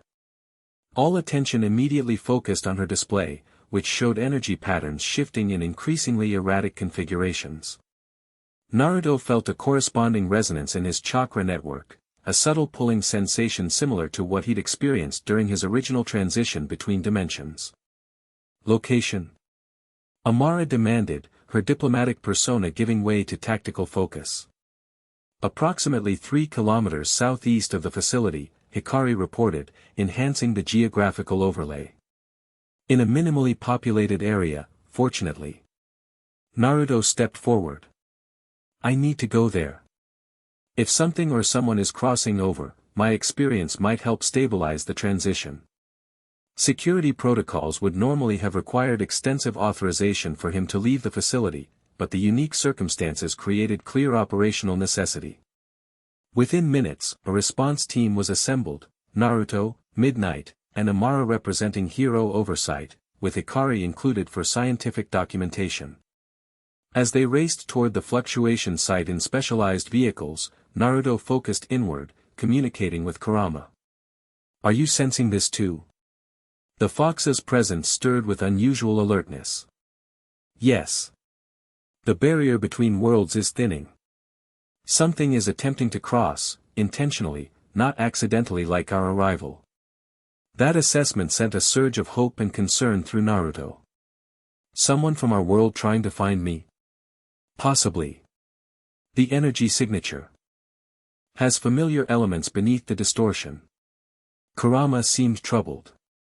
But forcing dimensional boundaries carries risks. We should prepare for complications. The fluctuation site proved to be an abandoned industrial area, perfect for their purposes, offering both privacy and minimal risk to civilians. As they established a perimeter, Hikari's instruments recorded increasingly intense energy patterns. The dimensional boundary is destabilizing in a controlled pattern, she reported with scientific precision belying her obvious excitement. Unlike your arrival, which created a chaotic tear, this fluctuation shows signs of deliberate modulation. Naruto extended his senses, combining chakra perception with the quirk analysis aspects of All for One. The combined awareness allowed him to perceive the dimensional boundary itself, a shifting membrane of energy that was being systematically weakened in a precise location. Someone's trying to create a controlled opening, he confirmed. They've learned from whatever went wrong during my transition. The air began to shimmer visibly, light bending around a slowly forming distortion. Unlike the violent rift that had pulled Naruto between worlds, this manifestation appeared more stable, expanding gradually rather than tearing reality apart. Remarkable, Hikari murmured, adjusting her instruments. The energy signature suggests application of principles similar to your chakra manipulation but adapted specifically for dimensional interaction. Amara positioned her security team strategically around the phenomenon. Be prepared for anything. If hostile entities emerge, containment is the priority. The distortion expanded further, forming what appeared to be a portal approximately 2 meters in diameter. Through it, Naruto could glimpse indistinct images, not the familiar landscapes of his world, but something else entirely. A third-dimensional plane, perhaps. Something's wrong, he realized suddenly. This isn't connecting to my home dimension. The energy signature is completely different. Hikari confirmed his assessment through her instruments. Correct. This dimensional frequency doesn't match the residual patterns from your arrival. It's connecting to somewhere else entirely. Before they could react further, a figure stepped through the portal, a woman in elaborate traditional garments that combined shrine maiden attire with more practical combat elements. Her most striking feature was her eyes, entirely black except for pinpoint white pupils that seemed to perceive beyond normal vision. She surveyed them calmly before focusing on Naruto with immediate recognition. Uzumaki Naruto. I have been searching across dimensional boundaries for you. Naruto maintained a cautious stance, sensing enormous spiritual power within her despite her unthreatening demeanor. You have me at a disadvantage. I am Suki Morinaga, guardian of the dimensional veil. She bowed formally. And I bring urgent warning. The boundaries between worlds are collapsing due to unauthorized crossings and power transfers. If the deterioration continues, catastrophic dimensional convergence will occur within months. Her appearance and warning created immediate tension.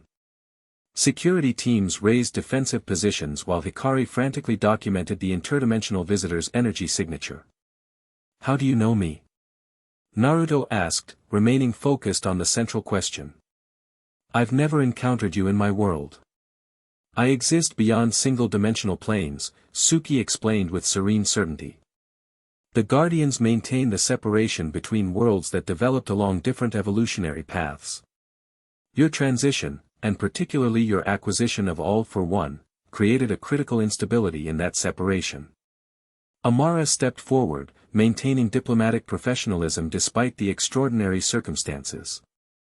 Can you verify your claims about dimensional collapse? Our scientists have detected fluctuations but nothing suggesting imminent catastrophe. Suki turned her unsettling gaze toward the international hero. Your instruments perceive only surface manifestations. The foundational damage occurs at quantum levels beyond your current detection capabilities. She returned her attention to Naruto. The power you now carry, All for One, was never meant to interact with chakra systems. Its acquisition of abilities across dimensional boundaries threatens the fundamental separation between evolutionary paths. The implications were staggering. Naruto had been focused on finding his way home, not considering that his very existence in this world, particularly with All for One integrated into his chakra network, might be causing larger damage to reality itself. Can it be repaired? He asked directly. Potentially. But it would require specific actions from you as the nexus of dimensional instability. Suki approached, moving with unusual grace that seemed to momentarily distort space around her. I must examine the integration between your native chakra and the acquired quirk to determine possible solutions. Security personnel tensed at her approach, but Naruto gestured for them to stand down. Something in Suki's presence resonated with truth despite the fantastical nature of her claims. Whether through intuition or some aspect of his sensory abilities, he felt she was genuinely concerned with cosmic balance rather than personal agendas. Proceed, he granted permission. But be aware that my chakra system has certain, defensive properties. Suki nodded understanding. The nine-tailed entity. Yes, its presence complicates matters but may also offer solution paths not otherwise available.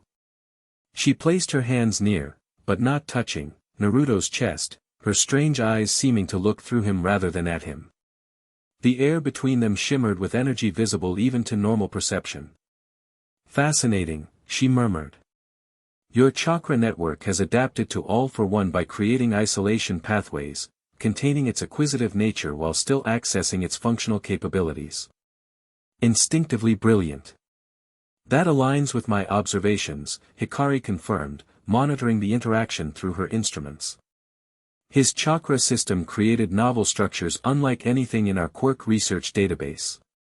Suki completed her examination, stepping back with an expression of concern mixed with hope.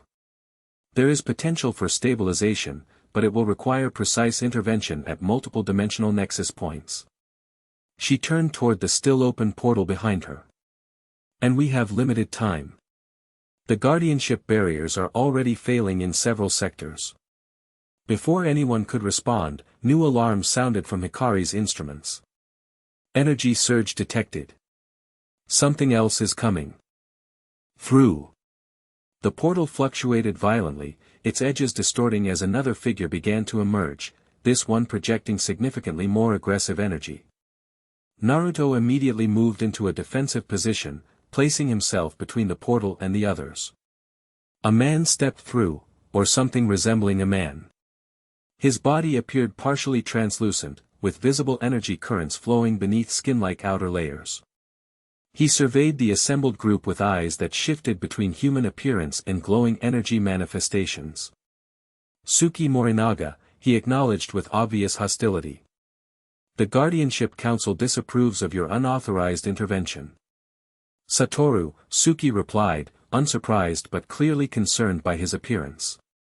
The Council's inaction forced my hand. The dimensional collapse has progressed beyond containment without direct intervention. The newcomer, Satoru, focused on Naruto with predatory interest. So this is the anomaly. A chakra wielder carrying all for one across dimensional boundaries. He stepped closer, energy visibly coalescing around his hands. The Council has determined that elimination of the Nexus Point is the most efficient solution to boundary destabilization. His meaning was unmistakable. Naruto tensed, preparing for combat, while security personnel raised weapons and Midnight moved into position to use her quirk if necessary. Stand down, Amara commanded with unexpected authority. This facility operates under multinational jurisdiction. Any hostile action will be met with appropriate force. Satoru appeared amused rather than concerned. Your weapons are meaningless against interdimensional entities, hero. This is beyond your authority or comprehension.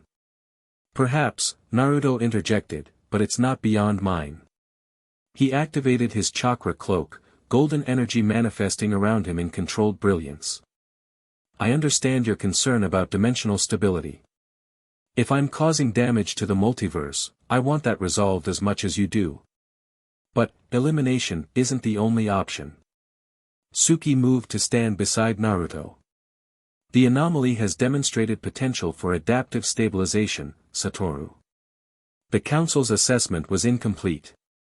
The standoff created palpable tension, energy building on both sides, Naruto's chakra cloak intensifying while Satoru's form became increasingly less human and more explicitly energy-based. Wait! Hikari interrupted suddenly, her scientific focus cutting through the confrontation. My instruments are detecting harmonic resonance between these energy patterns. They're self-stabilizing through proximity. All attention turned to her displays, which showed the dimensional fluctuations actually decreasing rather than escalating despite the immense power being manifested. Explain, Satoru demanded. Hikari adjusted her glasses, professional confidence overcoming any intimidation.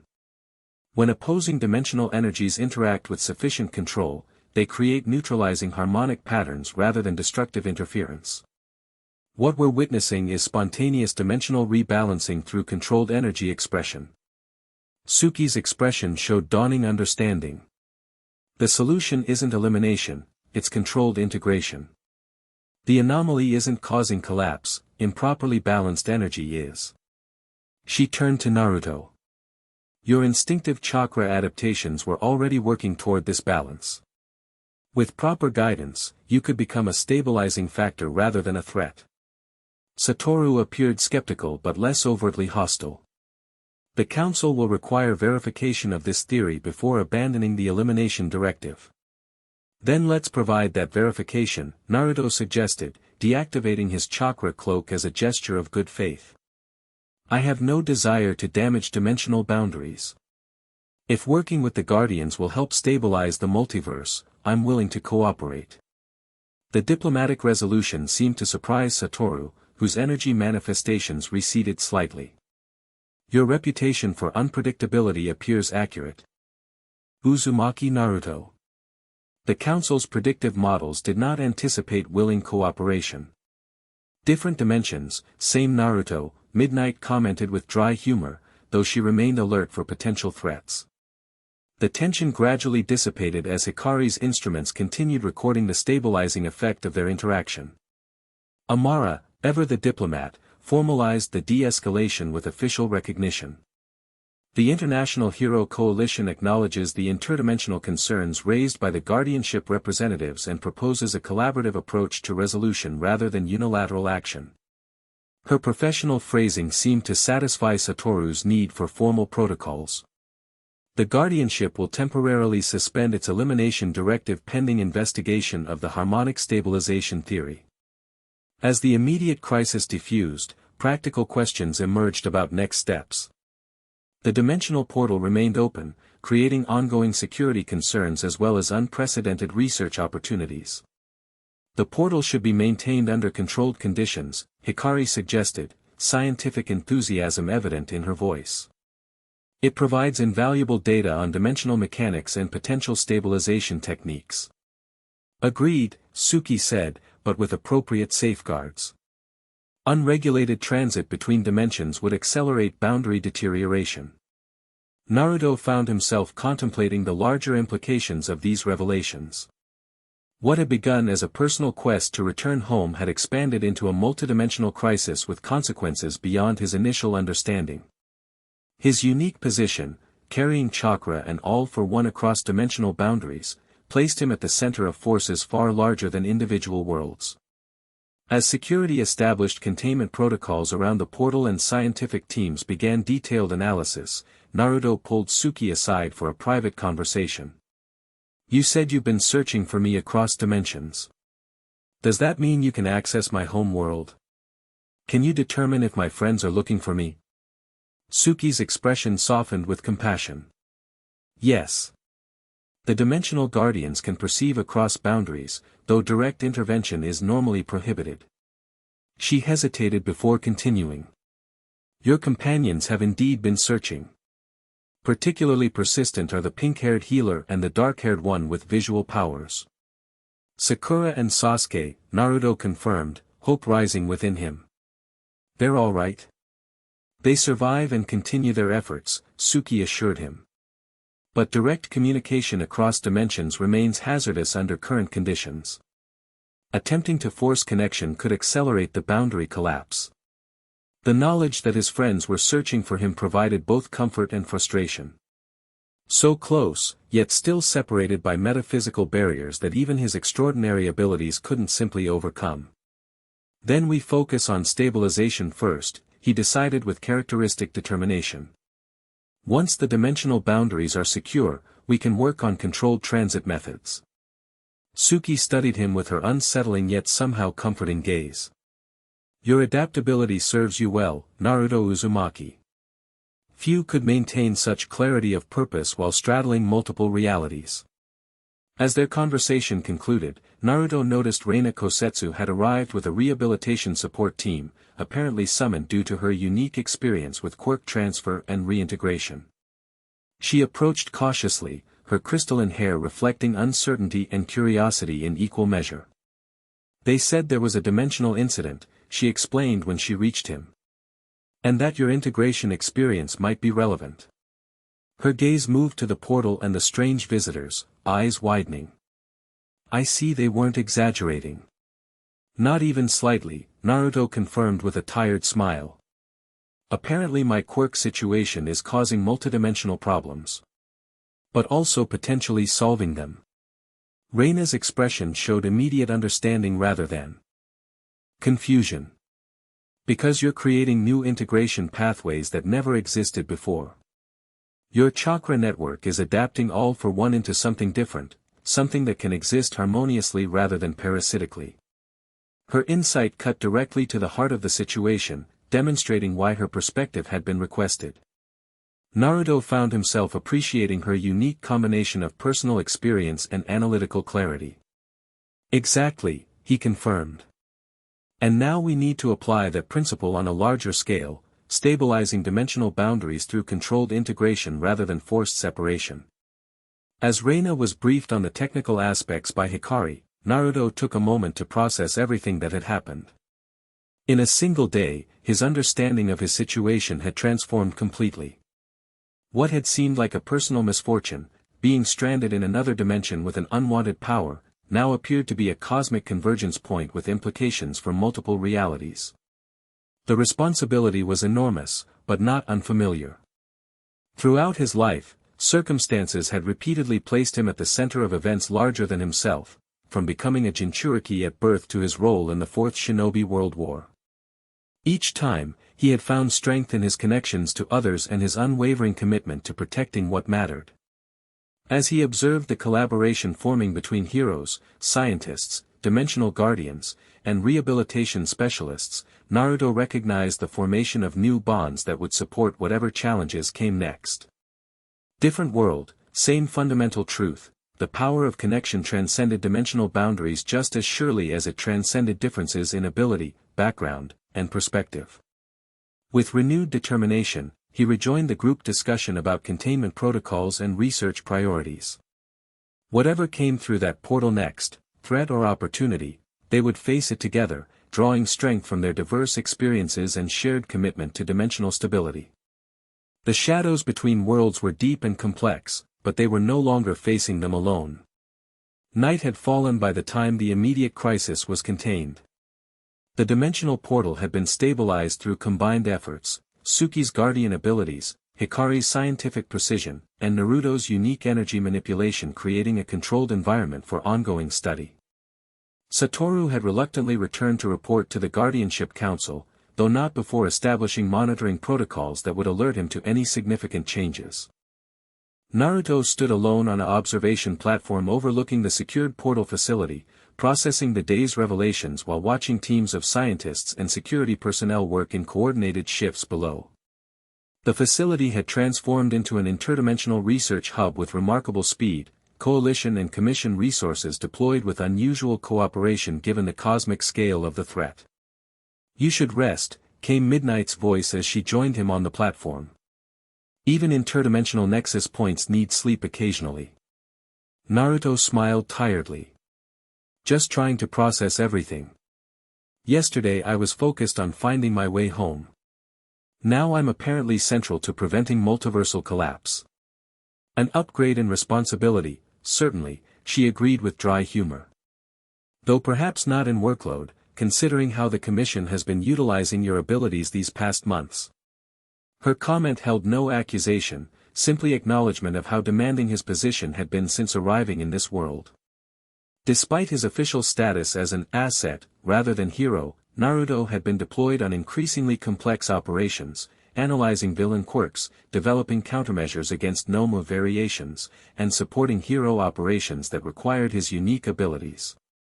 "The Commission will be recalibrating your status given these developments," Midnight continued more seriously. "Interdimensional entities acknowledge your cosmic significance.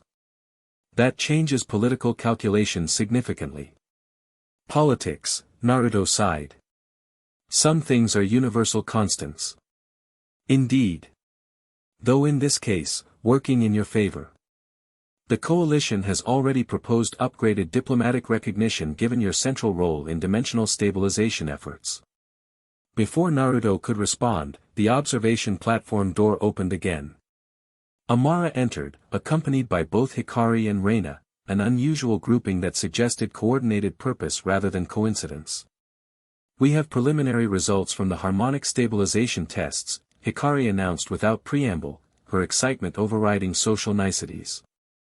"The integration theory is holding. When Naruto's combined chakra quirk energy interacts with dimensional boundary points, it creates neutralizing harmonics rather than destructive interference. In simpler terms," Reina translated, "he's naturally creating bridges between incompatible energy systems, similar to how his body adapted to hosting all for one without being corrupted by it." Amara nodded, adding the end. Thank you for watching this video. Please be sure to subscribe to our channel and like this video.